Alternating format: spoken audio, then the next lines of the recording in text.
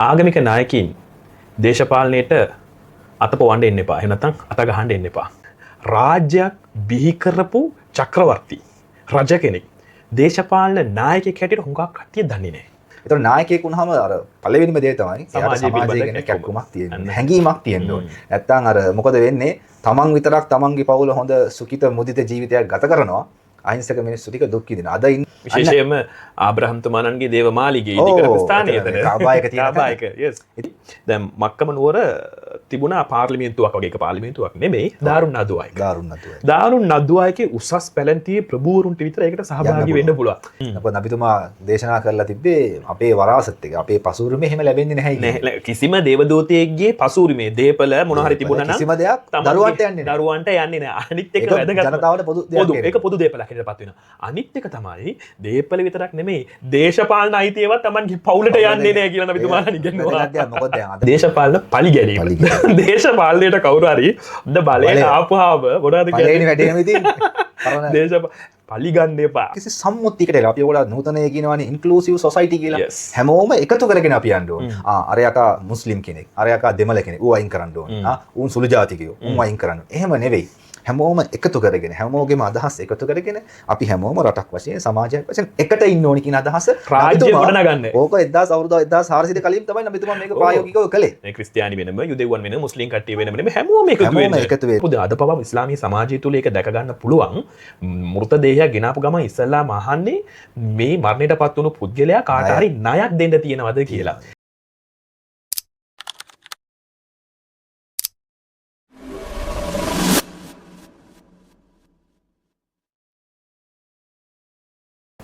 දේශපාලනය කියන්නේ කුණු ගොඩක්. රාජ්‍ය වෙනයි ආගම වෙනයි. ආගමික නායකින් දේශපාලනයට අතපොවන්න එන්න එපා. එහෙම නැත්නම් අත ගහන්න එන්න එපා. මෙන්න මේ වගේ සෑහෙන කතාන අපි අහලා තියෙනවා. අනිවාර්යයෙන්. ඉස්ලාමීය ආචාර අනුකූල පිළිගන්නවා. සලාමු අලයිකුම් වරහමතුල්ලාහි වබරකාතුහු. අද අපි වෙනස් වැඩසටහනක් කරන්න තමයි මේ බලාපොරොත්තු වෙන්නේ. මොකක්ද කියලා කිව්වොත් දේවදූත මොහොමඩ් තුමාණන්ව බොහෝ අය ආගමික නායකයෙක් හැටියට දන්නවා. ඒ වගේම ආධ්‍යාත්මික නායකයෙක් හැටියට දන්නවා. ඒ වගේම රාජ්‍යයක් බිහි කරපු චක්‍රවර්ති රජ කෙනෙක් දේශපාලන නායකයෙක් හැටියට හුඟක් කට්ටිය දන්නේ නැහැ. අන්න ඒ නිසා අපි අද සාකච්ඡා කරන්න යනවා දේවදූත මොහොමඩ් තුමාණන්ගේ දේශපාලන ජීවිතය. දැන් කාලේ අපේ මිනිස්සු විශේෂයෙන්ම මේ රටේ මේ ලෝකේ ජීවත් වන හැමෝටම කොයි වගේ පූර්වාදර්ශයක්ද දේවදූත මොහොමඩ් තුමාණන්ගේ ජීවිතයෙන් අපිට ගන්න පුළුවන්. සාමාන්‍යයෙන් ඕනෑම පුද්ගලෙක් දිහා බලපුවාම එක්කෙනෙක් ආර්ථිකයේ පැත්තෙන් නායකයෙක් හැටියට. එහෙමත් නැත්නම් ආධ්‍යාත්මික පැත්තෙන්. එහෙමත් නැත්නම් ආගමික පැත්තෙන්, දේශපාලනයේ පැත්තෙන්.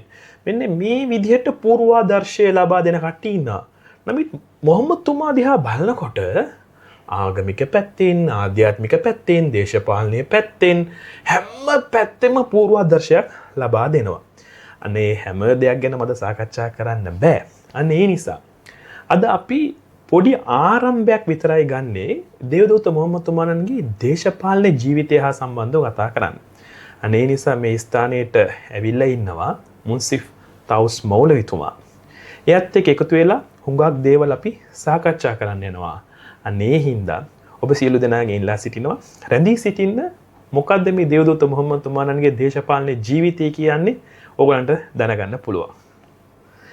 මෞලවිතුමා විශේෂයෙන්ම දේවදූත මොහොමඩ් තුමාණන්ගේ ජීවිතය ගැන අපි කතා කරනකොට මේ දේවදූත මෙහෙවර පටන් ගන්න කලින් එතුමාණන් ආගමික නායකයෙක්වත් දේශපාලඥයෙක්වත් නෙවෙයි. කොහොමද මූලාරම්භයක් ලැබෙන්නේ? එයා නායකයෙක් හැටියටද එක පාර්ටම මේ මිනිස්සු මම නායකයෙක් දේවදූතයෙක් කියලා කියපු ගමන් මිනිස්සු පිළිගන්නේ නැහනේ. අනිවාර්යයෙන්. යම්කිසි ලක්ෂණ තියෙන්න ඕනේ, යම්කිසි ගති පැවතුම් තියෙන්න ඕනේ. මෙන්න මෙහෙම බලනකොට කොයි වගේ දේවල්ද මොහොමඩ් තුමාණන් තමන් දේවදූතයෙක් කියලා කියපු ගමන්ම මිනිස්සු පිළිගත්තේ? ඒ ගැන පොඩ්ඩක් අපි සාකච්ඡා කරමුද? ඔව් ඇත්තටම නාසික් මෞලවිතුමා අපි හුඟ දෙනෙක් ඇත්තටම නබිතුමාව හඳුනගන්නේ ආගමික නායකයෙක් ශාස්ත්‍රූවරයෙක් කියන කතාව. හැබැයි ඊට එහායින් ගිහිල්ලා නබි සල්ලල්ලාහු අලයිහි වසල්ලම් තුමා නබි නායකතුමාණන් දේශපාලනයේ පැත්තෙන් දේශපාලන නායකයෙක් වශයෙන් කටයුතු කරලා තියෙනවා. ඒක තමයි අපි දකින්නේ අර ආගමික ශාස්ත්‍රවරු අතර නබිතුමා අතර තියෙන පුංචි වෙනස. මොකද නබි නායකතුමාණන් ඒ දේශපාලනය කියන එක රාජ්‍යයෙන් වෙන් කළේ නැහැ. එතුමාණන් ඒ රාජ්‍යය ඇතුළටම දේශපාලනයක් ගෙනහල්ලා එතුමාණන් දේශපාලනය තුළ දේශපාලන නායකයෙක් වශයෙන් කටයුතු කරලා ආදර්ශමත් සමාජයක් බිහි කරලා තමයි නබි නායකතුමාණන් එතුමාණන්ගේ ඒ කාර්යභාරය අවසන් කළේ. ඒ නිසා අපි නබිතුමාව බලනකොට නබිතුමා ගැන කියවනකොට මෙන්න මේ පසුබිමත් එක්කත් අපි නබිතුමාව කියව ගන්න එක සහ නබිතුමාව තේරුම් කරගන්න එක වැදගත් වෙනවා. ඉතින් විශේෂයෙන්ම අපි ගත්තොත් නබිතුමාගේ මේ මුල් අවධිය අපි දන්නවා නබි නායකතුමාණන් වයස අවුරුදු 40 දී තමයි වක්තෘවරයෙක් වශයෙන් ඒ සමාජයට තමන්ගේ පණිවිඩය ලබා දෙන්න පටන් ගන්න. හැබැයි ඊට කලින් ඉඳලා අල්ලාහ් දෙවියන් වහන්සේ මේ නබිතුමාව ඒ සෑම අතින්ම ආධ්‍යාත්මික වශයෙන් ආර්ථිකමය වශයෙන් දේශපාලනමය වශයෙන් නායකයෙක් වශයෙන් තමයි අල්ලාහ් දෙවියන් වහන්සේ නබිතුමාව මේ ලෝකයට යවලා තියෙන්නේ.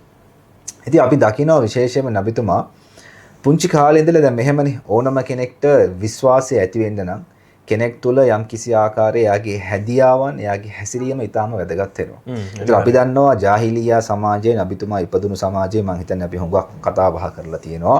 බොහොම කුරිරු අමානුෂික සදාචාරයේ මේ පැත්තෙන් අර සෝදාපාලුවට ලක් වෙච්ච සමාජයක්. අනිවාර්යයෙන්. ඒ කියන්නේ කිසිම ආකාරයක ඉවසීමක්, කරුණාවක්, දයාවක් නැති සමාජයක්. පුංචි දෙයකටත් ඇන කොටා ගන්නවා, ගහ මරා ගන්නවා. මේ වගේ සමාජයක තමයි නබි නායකතුමාණන් උපත ලබන්නේ. ඉතින් මේ සමාජය තුළ නබිතුමාගේ තිබ්බ මූලිකම අපි දකින මේ නායකත්ව ලක්ෂණයන් දෙකක් තමයි අල් අමානත් සහ සිදක්. ඒ කියන්නේ නබිතුමාට ලැබුණු අර අනුවර්ත නාමයක් තමයි විශ්වාසවන්තයා සහ සත්‍යවන්තයා කියන එක. මොකද නායකයෙක් වුණාම කවදාවත් කවුරුත් රැවටිලිකාරයෙක්ව වංචාකාරයෙක්ව බොරුකාරයෙක්ව නායකයෙක් කරගන්න නැහැ. මොකද මේ එහෙම මේ විහිළුකාරයෙක් වෙනවා. එතකොට එතුමා අර පුංචි කාලේ ඉඳන් එයාගේ පොඩි වයසේ ඉඳන් මෙන්න මේ ගුණාංගය එයා දියුණු කරගත්තා. ඒ එක්කම අපි දකිනවා ලස්සන සිද්ධියක් අර හෙල්ෆුල් ෆුලූල් එක. එතන මෙන්න මේ ගිවිසුම මෙන්න මේ සිද්ධිය අපි දකින්න දැන් මක්කාව තුල මක්කාවට එන පුද්ගලයින්ට කිසිම ආකාරයක අසාධාරණයක් වෙන්න හොඳ නැහැ කියලා එදා ඒ හිටපු ගෝත්‍රික නායකයෝ ටික අපි දන්නවා දැන් මක්කාව ඒ ආශ්‍රිත ප්‍රදේශයේ පාලනය වුණේ ගෝත්‍රික වශයෙන්. එක එක ගෝත්‍ර තමයි ඒ ගෝත්‍ර නායකත්වයේ යටතේ පාලනය වුණේ. දැන් මෙහි වගේ රජයක් වශයෙන් ඉඳලා එහෙම පාලනය මධ්‍යම රජයක් යටතේ පාලනයක් තිබෙන්නේ නැහැ. ඒතකොට එතන තිබ්බ අර විශේෂම ලක්ෂණය තමයි නබිතුමා අන්න ඒ ගිවිසුමට නබිතුමා සම්බන්ධ වෙනවා. එතකොට හෙල්ෆුල් ෆුලූල් කියන ගිවිසුම එදා ඒ ඉතිහාසය තුල සිද්ධ වෙච්ච විශිෂ්ට ගිවිසුමක්.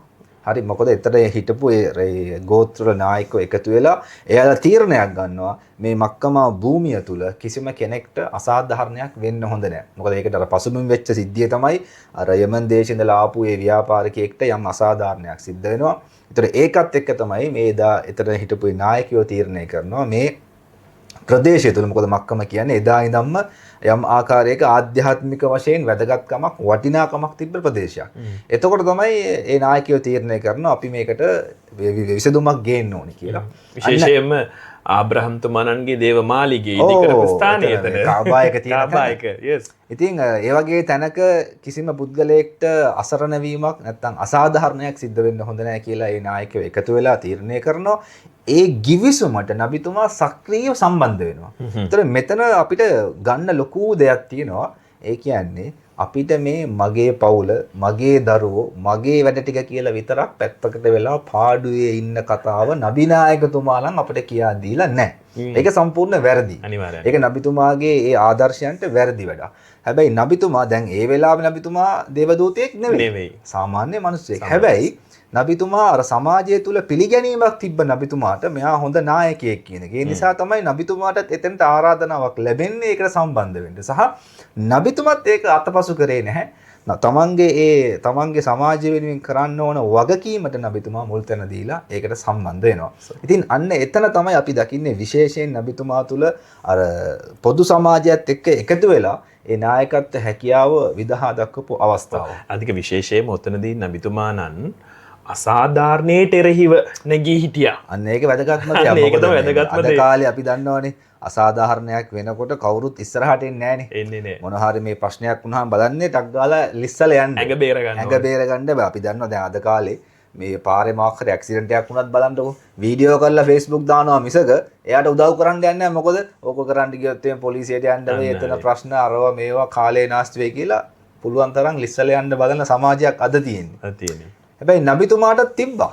නබිතුමාටත් තිබුණා තමන්ගේ පාඩුවේ ඕක ඉතින් එයාලගේ වැඩක් නේ අපි අපේ පාඩුවේ ඉමු කියලා. හැබැයි නබිතුමා එහෙම හිටියේ නෑ. මොකද එයාට ඒ සමාජය ගැන කැක්කුමක් තිබ්බා.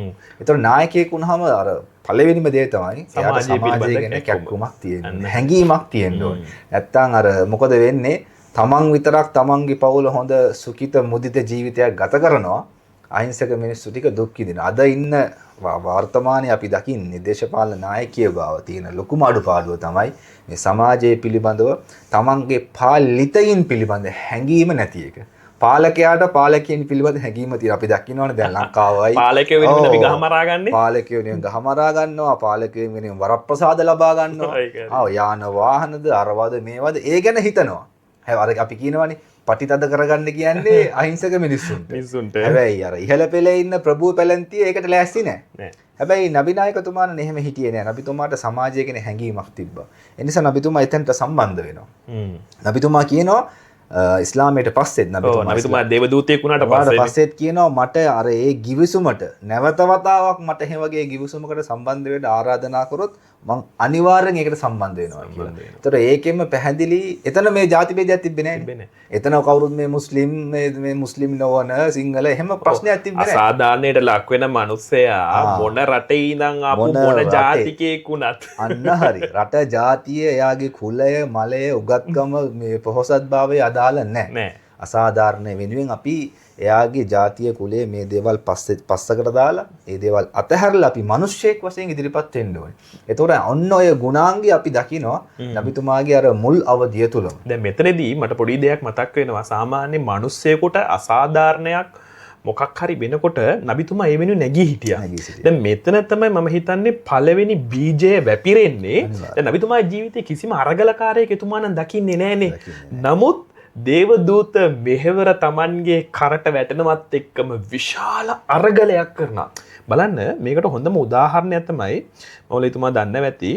දැන් මක්කම නුවර තිබුණා පාර්ලිමේන්තුවක් වගේ එක පාර්ලිමේන්තුවක් නෙමෙයි දාරුන් නදුවායක. දාරුන් නදුවායකේ උසස් පැලැන්තියේ ප්‍රභූවරුන්ට විතර ඒකට සහභාගී වෙන්න පුළුවන්. සාමාන්‍ය මිනිස්සුන්ට එහෙම නැත්නම් වහල් මිනිස්සුන්ට ඔය වගේ තැන් වලට යන්න බෑ කිසිම දෙයක් කතා කරන්න. ඕවා ගැලපෙන්නේ නැහැ ඒගොල්ලන්ට. ඒ වර්ගවාදයේ මේක වර්ගවාදයේ උඩ දුවපු කාලේ නෙමෙයි උඩ දුවපු කාලය. දැන් නබිතුමා මදීනාවට සංක්‍රමණය වෙනවනේ. දැන් නබිතුමා මදීනාවට සංක්‍රමණය වුණාම the heart of the city එක තමයි මස්ජිදුන් නබවි. ඕනෑම ප්‍රදේශයක heart of the city හෘදය කියලා කියන්නේ පල්ලිය. දැන් මේකේ විශාල සිද්ධාස්ථානය. ඕනෑම සිද්ධාස්ථානයක් අපිට ගන්න පුළුවන්. හරිද? මේ සිද්ධාස්ථානය තමයි heart of the city. දැන් මේ heart of the city එකෙන් ඒ කියන්නේ ආධ්‍යාත්මික දේශපාලන සමාජීය වශයෙන් කොයි වගේ දේවල් නම් කරන්න ඕනේ. දැන් දාරුන් නදුවායක ඇතුළට කිසිම කෙනෙකුට යන්න බෑ ප්‍රභූවරුන්ට හැරෙන්න.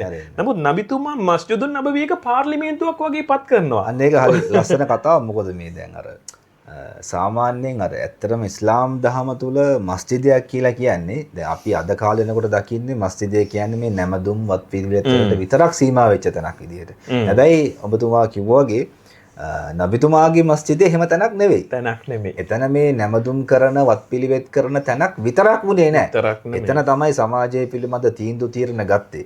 එතන තමයි සමාජයට අවශ්‍ය දේවල් පිළිබඳව සාකච්ඡාවන් සිද්ධ වුණේ. රාජ්‍ය ත්‍රාන්තික මට්ටමේ සාකච්ඡාව අපි දන්නවා අර නජිද් දේශේ ඉඳලා ආපු කිතුණු නබිතුමාණන්ව හම්බ වෙන්න ඉන්නේ කොහෙටද? පල්ලියට.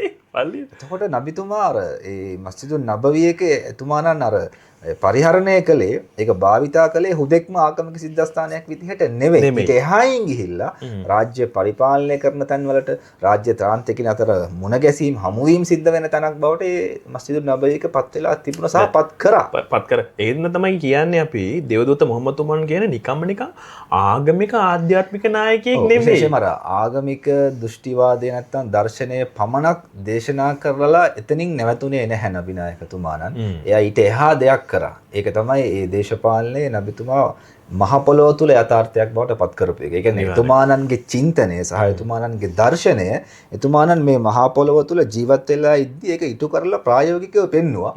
මේක මේ කරන්න බැරි දෙයක් නෙවෙයි. අනිත් එක ඔක තියෙන විශේෂම දේ එදා කාලේ තිබ්බ සමාජය. ඒ කාලේ අර ජරා ජීර්ණ වෙලා තිබ්බ සමාජයක් තමයි නබිතුමා මේ විදිහට පරිවර්තනය කරලා ඕක මහ පොළොව තුල සාක්ෂාත් කරන්නේ. අර ඒකට හොඳ උදාහරණයක් තමයි නබිතුමා කෝටිපතියන්ව බිහි කරේ නෑ. හැබැයි කෝටියකින්වත් හොයාගන්න බැරි මනුස්ස සමාජය බිහි කරා.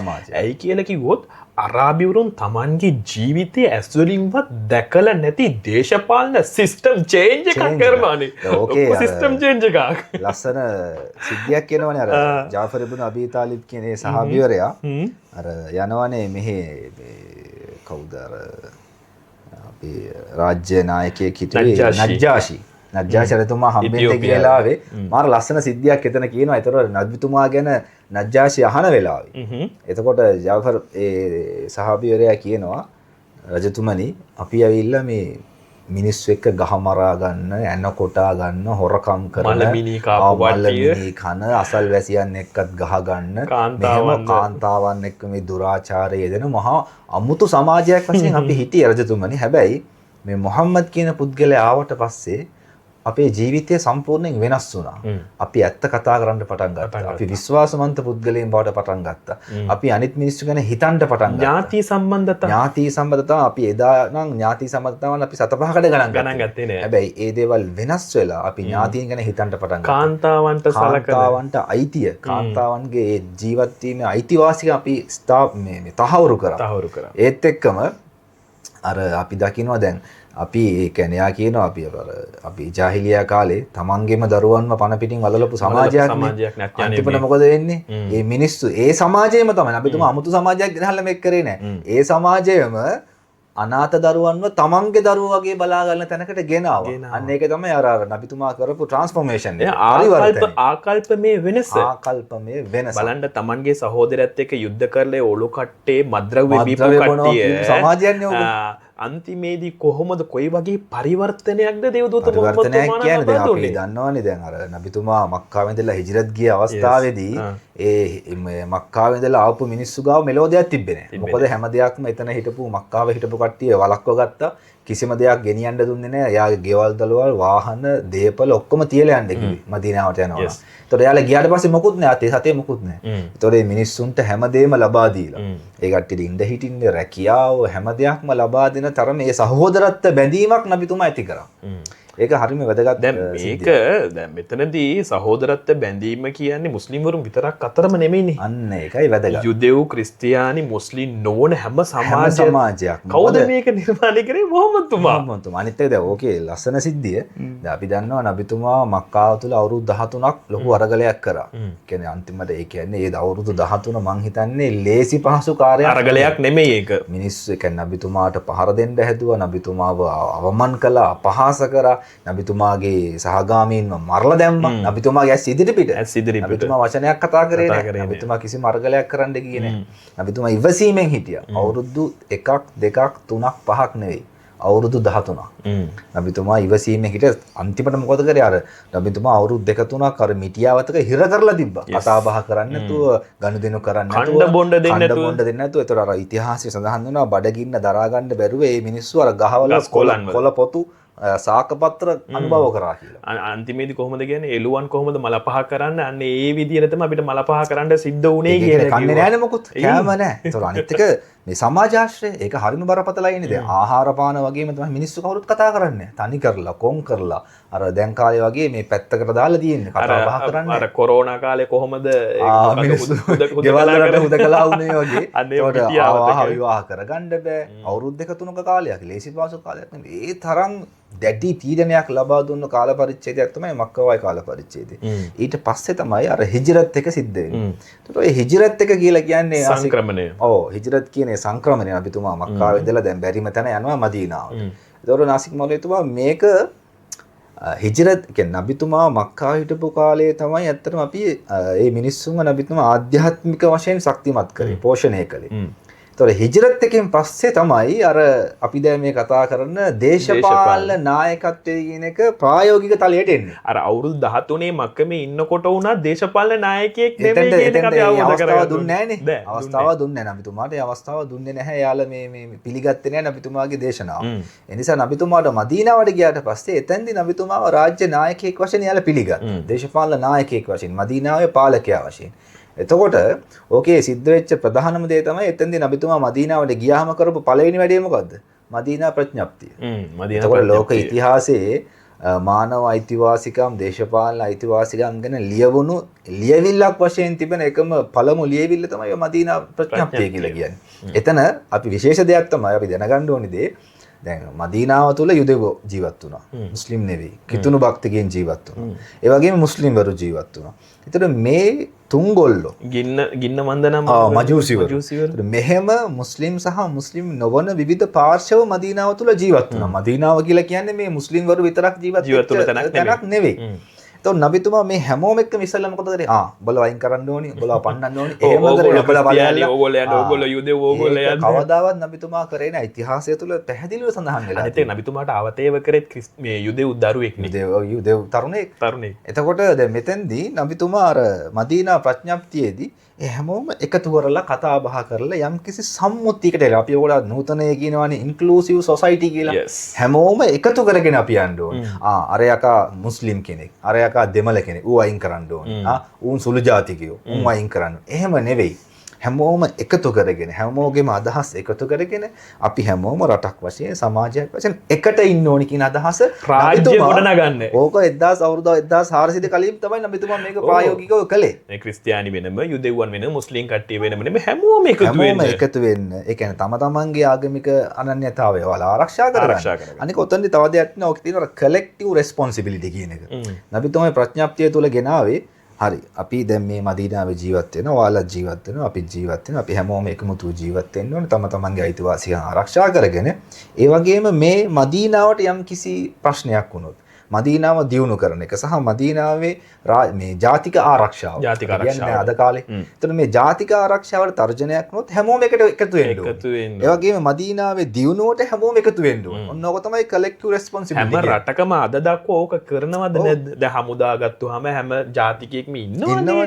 හැම රටකම ඉන්නවනේ. අන්න ඒක තමයි මේකට සම්බන්ධ වෙන්න ඕනේ. අන්න ඒකයි. එතකොට නබිතුමා මේක සම්මුතියක් එතන ගිවිසුමක් ඇති කරගත්තා. මොකද ඒ කාලේ එක එක කණ්ඩායම් හිටියේ. අපි හැමෝම මේ වගේ දේවල් එකතු වෙන්න ඕනි. රටේ ආරක්ෂාව, රටේ දියුණුවට අපි හැමෝම එකට කටයුතු කරන්න. මෙතන දැන් ඔය ප්‍රශ්නේ එනකොට දැන් හුඟක්ම පහර ගහන්න නබිතුමා යුද්ධ කරා කියලානේ. දැන් හුඟා කටිය දන්නේ නැහැ මේ ගිවිසුම මත සමහර යුදෙව් ජනතාවව නබිතුමත් එක්ක එකතු වෙලා මේ නගරය ආරක්ෂා කරන යුද්ධ කරපු ඉතිහාසයක් තියෙනවා. නගරය දියුණු කරා කියලා කැපවුණා මහන්සි වුණා. අනිත් එක දැන් නබිතුමාට එතන බලය ලැබුණයි කියලා නබිතුමා කිසිම අවස්ථාවක මේ මිනිස්සුන්ව කොන් කරේ නැහැ. කොන් කරලා අයින් කරේ නැහැ. මේක අපේ රට, මේක අපේ දේශය, අපි තමයි පාලනය කරන්නේ. උඹලා අපි කියන දේ අහගෙන හිටපන් කියලා එහෙම නබිතුමාට කරන්න උවමනාව ආගමික නිදහස කරන්න තිබුණා. හැබැයි ආගමික නිදහස නබිතුමා කියන්නේ මදීනාවට ගිහිල්ලා කරපු පළවෙනිම වැඩේ මේක. නබිතුමා ගිහිල්ලා ඉස්සෙල්ලාම එයාගේ මන්දිරයක් හදාගත්තේ නැහැ. රාජමාලිගා ගොඩනගා ගත්තේ නැහැ. නබිතුමා කරේ මේ සමාජයන් අතර එකමුතුකම. මිනිසුන්ව එක්සත්ව එක්සිත්ව. මේ රාජ්‍ය නායක අද අපි දකින්නේ මොකද්ද? දේශපාලනය තුළ අපි දකින්නේ divide and rule කියන එකනේ. බෙදා වෙන්කොට පාලනය. එතකොට තමයි මිනිස්සු ගහමරා ගන්න, ඇන කොටා ගන්න, ජාතීන් වශයෙන් ප්‍රශ්න ඇති කරගන්නවා. එතකොට දේශපාලඥයට හැමදාම අර හොරකම් නරකම් ටික කරගෙන යන්න පුළුවන්. මොකද මිනිස්සු කියලා ගන්නවනේ. ඔව් නබිතුමා කිසිම අවස්ථාවක ඒ වගේ තත්ත්වයක් උදා වෙන්න දුන්නේ නැහැ. ඊළඟ කාරණේ තමයි දැන් අපි මේ ලෝක ඉතිහාසය දිහා බලපුවාම සෑහෙන අරගලකාරයෝ හිටියනේ. නබිතුමත් එක්තරා ආකාරයකින් අරගලයක් කරා. කවුරු වෙනුවෙන්ද ඔය අරගලය කරේ කියලා බලපුවම බලන්න මෙහෙම. දැන් කළු ජාතිකයන් වෙනුවෙන් අරගල කරලා තියෙන කළු ජාතිකයන්. හරි? අනිවාර්යයෙන්. එතකොට සුළු ජාතිකයන් වෙනුවෙන් අරගල කරලා නායකයා හිටපත් වෙන්නේ සුළු ජාතිකයන්. දැන් පාර්ලිමේන්තුවට යන්නෙත් ඇයි? ඔව්. දැන් සුළු ජාතීන්ගේ අයිතිවාසිකම් දිනා ගන්න තමයි පාර්ලිමේන්තුවට යන්නේ. හරිද වැරදිද?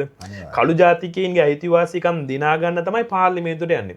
එහෙම නැත්නම් ඉන්දියාව වගේ රටවල් බලපුවාම අර කුල වලින් පහත් කුලයකට වැටෙනහම ඊට පස්සේ ඒගොල්ලන් අයිතිවාසිකම් දිනා ගන්න ඒගොල්ලෝ පාර්ලිමේන්තුවට යනවා.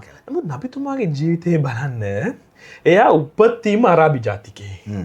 කුරේෂි කෙනෙක් කුරේෂි සුදු කියන්නේ හමක් තියෙන කෙනෙක් එදා ඒ උසස්ම කියන්නේ කුලය උසස්ම කුලය මෙන්න මේ මිනිස්සයා අර මේ දුප්පතුන් වෙනුවෙන් මේ වහල් මිනිස්සු වෙනුවෙන් මේ ඒ කියන්නේ අප්‍රිකානු ජාතිකයන් වෙනුවෙන් මේ ගොල්ලන්ගේ අයිතිවාසිකම් වෙනුවෙන් කතා කරන්නේ අරගල කරන්නේ තමන්ගේ ඒ කියන්නේ නබිතුමා කිසිම අවස්ථාවක අරාබි භාෂාව දියුණු කරන්නවත් එහෙම නැත්නම් අරාබිවරුන්ගේ සංස්කෘතිය දියුණු කරන්නවත් එහෙම නැත්නම් අරාබින් තමයි මේ ලෝකෙ ඉහෙලිම වැජබෙන්න ඕනේ කියලාවත් නබිතුමා අරගල කරේ නෑ.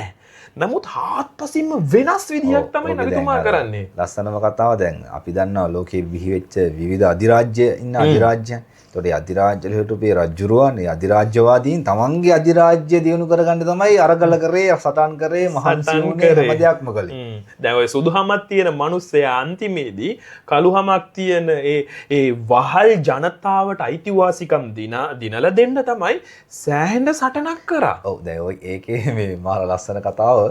දැන් ඒ හින්දානේ මේ මක්කාවේ හිටපු ඒ ප්‍රභූ පැලැන්ති කට්ටිය විරුද්ධ වුණේ අපිතුමාට. මොකද මේ මිනිස්සයා මේ ඉහළ පෙළේ කෙනෙක් ඉඳගෙන මේ අහිංසක මේ දුප්පත් මිනිස්සු එක්ක කතා කරනවා වාඩි වෙනවා එයාලත් එක්ක එකට ඉන්නවා. එයාලත් එක්ක එකට ඉඳගෙන අපි මොකටද මේ සලා කරන්න ඕනේ කියලා ඇහුවනේ. නැමදුම් කරන්න ඕනේ. නැමදුම් කරන්න ඕනේ. එතකොට මේකද ඒ කට්ටියට දිරවන්නේ නැහැ මේක. මොකද එහෙම ඉහළ පෙළේ මිනිස්සු පොඩි කට්ටියත් එක්ක එකට වාඩි වෙන සංස්කෘතියක් තිබ්බේ නැහැ. ඕ දැන් සල්ලිකාරයෝ වුණා දුප්පතුන් එක්ක ඉඳ ගන්න කැමති නෑනේ. කැමති නෑනේ. නබිතුමාගේ ජීවිතය අරන් බලන්න මට පොඩි කතාවක් මතක් වෙනවා. නබිතුමා සැරයක් මේ කොහෙද සූක් එකට යනකොට වෙළඳ පොළට යනකොට ගිහිල්ලා පිටිපස්සෙන් ගිහිල්ලා වහල් සහෝදරයෙක් ඇව පිටිපස්සෙන් ගිහිල්ලා බදාගත්තා. ඒ වෙලාවේ ඒ අහන කවුද මේ කියලා එයාලා කියන මොහම්මද් කියලා. එයාට අදා ගන්න බෑ. එයාට අදා ගන්න බෑ මොහම්මද්. ඒ හින්දානේ හුඟක් කට්ටිය තීරුම් ගත්තා. මම මේ මිනිස්සයා කියන ප්‍රතිපත්තිය පිළිගත්තොත් මට නැතත් මගේ පරම්පරාවට නිදහසක් තියෙනවා. අන්න ඒ නිසා හැමෝම හිතුවා. දැන් ඒ උසස් පැලැන්තියේ කට්ටිය හිතාන හිටියේ ඒගොල්ලෝ විතර රජකම් කරන්න ඕනේ කියලා. ඒ කියන්නේ අපි තමයි හැමදාම මේකේ පාලකයෝ වෙන්න ඕනේ. මේකේ සැප සම්පත් අපි තමයි භුක්ති විඳින්න ඕනේ. මම මගේ පවුලේ කට්ටිය, මගේ දරුවා, මගේ පරම්පරාව මේක වෙන කාටවත් යන්න බෑ. මේ සිස්ටම් එක චේන්ජ් වෙනකොට ඒගොල්ලන්ට දරා ගන්න බෑ. ඒ හින්දානේ අපිතුමාට විවිධාකාරයෙන් ප්‍රශ්න දැම්මේ. කෙනෙහිලිකම් කරේ කෙනෙහිලිකම් කරේ මේ කොහොම හරි නවත්තන්න ඕනේ. බැරිම තැන මොකද කිව්වේ? නබිතුමා ගාලා කියලා පොඩි නෙගෝෂියේෂන් පාරක් යනවානේ. නබිතුමා මොකද්ද වෙන්න ඕනේ? සල්ලි ඕනිද? අපි මේ තියෙන ඕන තරම් ලොකු සල්ලි ටිකක් ගෙනත් දෙන්න. බලය ඕනිද? කාන්තාව ඕනිද? ඔක්කොම ඕන මොකක්ද ඕනි? ඔබතුමා මේක අතරින්. මේ වැඩේ නම් කරන්න එපා. මේ වැඩේ කරොත් ඒගොල්ලන්ට කෙලවෙනවා. අන්න ඒ නිසා තමයි නබිතුමාගෙන් ඇවිල්ලා පින්සෙන්න ඕන. මේ මේක නවත් ඉස්සෙල් නබිතුමාට ගහලා බැනලා මේවා කරලා අපහාස කරලා බැලුවා මේ මිනිස්සයා මේක අතාරින්නේ නැහැ. ඊට පස්සේ එයාලා කල්පනා කරා හරි එහෙනම් මෙහෙම පොඩ්ඩක් අපි try කරමු කියලා සල්ලි දෙන්නම් බලය දෙන්නම් කාන්තාව දෙන්නම් ඔබතුමා මේක අතාරින්න කිව්වට පස්සේ නබිතුමා කිව්වා නෑ මම මේක අතාරින්නේ නැහැ. මොකද නබිතුමා එදා ඒක අතාරියා නම් එදා ඒ හිටපු අහිංසක අසරණ මිනිස්සුන්ගේ කලදසාව මොකද වෙන්නේ? දැන් එදා ඒ මිනිස්සයා කරපු අරගලේ නිසා තමයි අද වුණත් කළු ජාතිකයන් වෙන්න පුළුවන් අපි වෙන්න පුළුවන් නිදහස් මිනිස්සෙන් හැටියට ජීවත් වෙන්න. අන්න ඒ කළු ජාතිකයෙක් කියනකොටම ඒක අපි අපහාසයට කියනව නෙමෙයි මේ හඳුනා ගැනීම සඳහා එතෙන්දි තිබ්බ හොඳම ලස්සනම උදාහරණය බිලාල් ඉබ්නු රබාහ් රලියල්ලාහු අන්හු තුමා. එතුමා කළු ජාතික අප්‍රිකානු සාමාන්‍ය අසරණ මිනිස්සෙක්. එතකොට එතුමාට අර මක්කමා යුගය තුල කිසිම පිළිගැනීමක් තිබ්බේ නැහැ මිනිස්සු අතර. කවුරුත් ඒව ගණන් ගන්නවත් නැහැ. එහෙම හිටපු පුද්ගලයා නබිතුමාගේ මේ ඉදිරිපත් කිරීම නබිතුමාගේ මේ පණිවිඩයට පස්සේ මදීනා රාජ්‍යයට ගියාට පස්සේ මදීනා රාජ්‍ය තුල බිලාල් ඉබ්නු රබාහ් කියලා කියන්නේ ඉතාමත්ම ප්‍රසිද්ධ පුද්ගලයෙක් ප්‍රබල පුද්ගලයෙක් ප්‍රබල චරිතයක් බවට පත් වෙනවා. නබිතුමාට වඩා සමීපම චරිතයක් බවට පත් වෙනවා. අපේ ළමයින්ට එයාගේ නම නෙදියනේ බිලාල් කියලා. අනිත් ඕකේ විශේෂම දේ අර මස්ජිද් එකේ අපි කියන්නේ මේ අපි කියන පල්ලියේ කෑ ගහනවා කියලා සාමාන්‍යයෙන් අපි කියන්නේ. එතකොට ඒ සලාතේ සඳහා ඇරයුම් කරන එක. එතකොට ඒ සඳහා නබිතුමා තෝරගත්තේ අර කළු ජාතික බිලාල් ඉබ්නු රබාහ්. ඉස්සෙල්ලාම නබිතුමා ඇවිල්ලා මේ ජයග්‍රහණය කරන්නේ මක්කම ජයග්‍රහණය කරපු වෙලාවේ බිලාල් රලියල්ලාහු අන්හු කාබායකට නැගලා අදාන් කියනවනේ. ඒ වෙලාවේ නබිතුමා පිළිගත්තු නැති කට්ටිය කල්පනා කරා එක්කෙනෙක් තව එක්කෙනෙකුට කියනවා හොඳ වෙලාවට අපේ තාත්තලා මෙව දැක්කේ නැත්තේ දැක්කනම් සියදි විහානි කරගන්නවා කියලා කිව්වා. ඇයි කළු ජාතික මිනිස්සු දරා ගන්න බෑ. කළු ජාතික මිනිස්සෙක් කාබායක උඩට නගිනවනේ. මේ වගේ මේ යාළගේ තිබ්බ පූජනීය ස්ථානේ.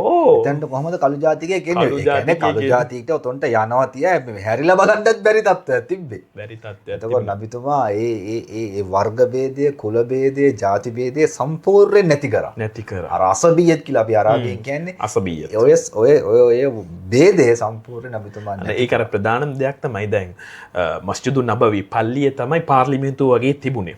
දැන් ඕනෑම කෙනෙකුට ඇවිල්ලා නබිතුමාව හම්බ වෙන්න පුළුවන්. දැන් එහෙම නෙමෙයිනේ රටේ ලෝකේ නායකයෝ ජීවත් වෙන්නේ. හම්බෙනවා කියන්නේ. සාමාන්‍යයෙන් දැන් දේශපාලඥයන්ගේ ජීවිතේ බිෆෝ ආෆ්ටර් කියලා එකක් තියෙනවා. හරිද? දේශපාලඥයෙක් වෙන්න කලින් හරිද අපිත් එක්ක ඉතලා තේ එකක් බලය ලැබෙන්න කලින්. බලය ලැබෙන්න කලින්. හරිද? දැන් අපිත් එක්ක ටී එකක් බීපු මිනිසයා බලය ලැබුණාන් පස්සේ අඩුමතරමේ අපේ පාර දැක්කම කතා කරන්නෙත් නෑ. දැකලා කතා කරන්න මෝන බලලා hina වෙන්නේවත් නැහැ. හැබැයි නබිතුමාගේ ජීවිතේ බලන්න පොඩි ළමයෙක් ඇවිල්ලා අතින් ඇල්ලුවත් ඒ ළමයාගේ පිටිපස්සෙන් ගිහිල්ලා යාගේ හිත රිදවන්න කියලා කතා කරනවා. ඒකනේ මෙන්න මේ වගේ ලයිෆ් එකක් නබිතුමා ගත කරලා සමාජයේ ලොකු පූර්වාදර්ශයක් ලබා දුන්නා.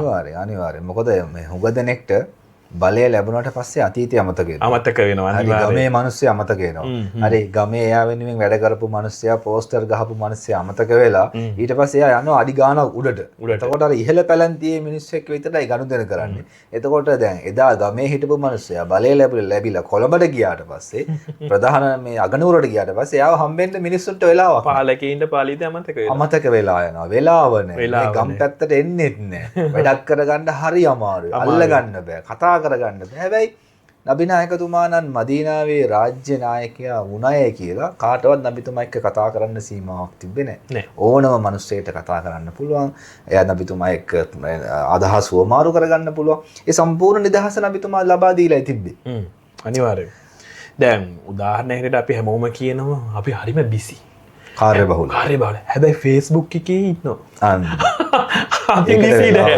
හරිද? ඒකට වෙලාව තියෙන. බලන්න නබිතුමා රාජ්‍ය නායකයෙක් හැටියට, ස්වාමි පුරුෂයෙක් හැටියට, තාත්තා කෙනෙක් හැටියට, ආගමික නායකයෙක්, ආධ්‍යාත්මික නායකයෙක්, විනිසුරුවරයෙක් හැටියට කොයි තරම් වගකීමක් ඉෂ්ට කරාද කියන්නකෝ. ඒ කියන්නේ නබිතුමාගේ චරිතය තුළ අපි කියන්නේ අර මේ බහු චරිතයන් නබිතුමා නිරූපණය කරා ලොකු භූමිකාවක් තිබුණා. නමුත් අපේ ජීවිතය අරන් බලනකොට ඇත්තටම අපි කාර්ය බහුලද කියලා බලනකොට අපේ හුඟා කාලය යන්නේ කෝකත් එක්කද කියලා අපිට අවබෝධ කරගන්න පුළුවන්.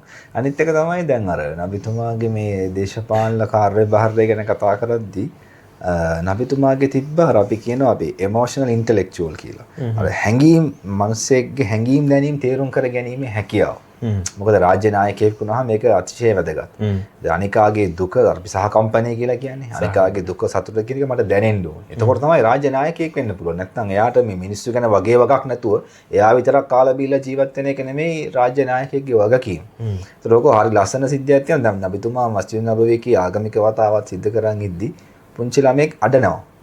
ඒ සද්ද නබිතුමාට ඇහෙනවා. දැන් නබිතුමා මේ ආගමික වතාවත් සිදු කරන් ඉන්නේ. වහාම නබිතුමා ඉක්මනින්ම ආගමික වතාව අවසන් කරනවා. ඒතර සහාබාව ඇහුවා ඇයි නබිතුමා මේක ඉක්මනින් අද අවසන් කරේ? ඒතර කිව්වා මේ පොඩි ළමයෙක් අඬන සද්ද මට ඇහුණා. ඒතකොට එයාට හිතුණා දැන් අම්මා කලබල වෙනවා ඔය ළමයා අඬන එක ගැන දැනගත්තුනා අඬනකොට. ඒතකොට ඒ නිසා තක්ගාලා නබිතුමා ඒ ආගමික මෙහෙවර පවා ඉක්මනින් ඉවර කරා. දැන් ඔතන තව පණිවිඩයක් තියෙනවා. දැන් උංගා කට්ටිය කියනවානේ කාන්තාවන්ට පල්ලියට එන්න බෑ කියලා. එහෙම කාන්තාවන්ට පල්ලියට එන එක තහනම් කරලා තිබුණා නබිතුමා.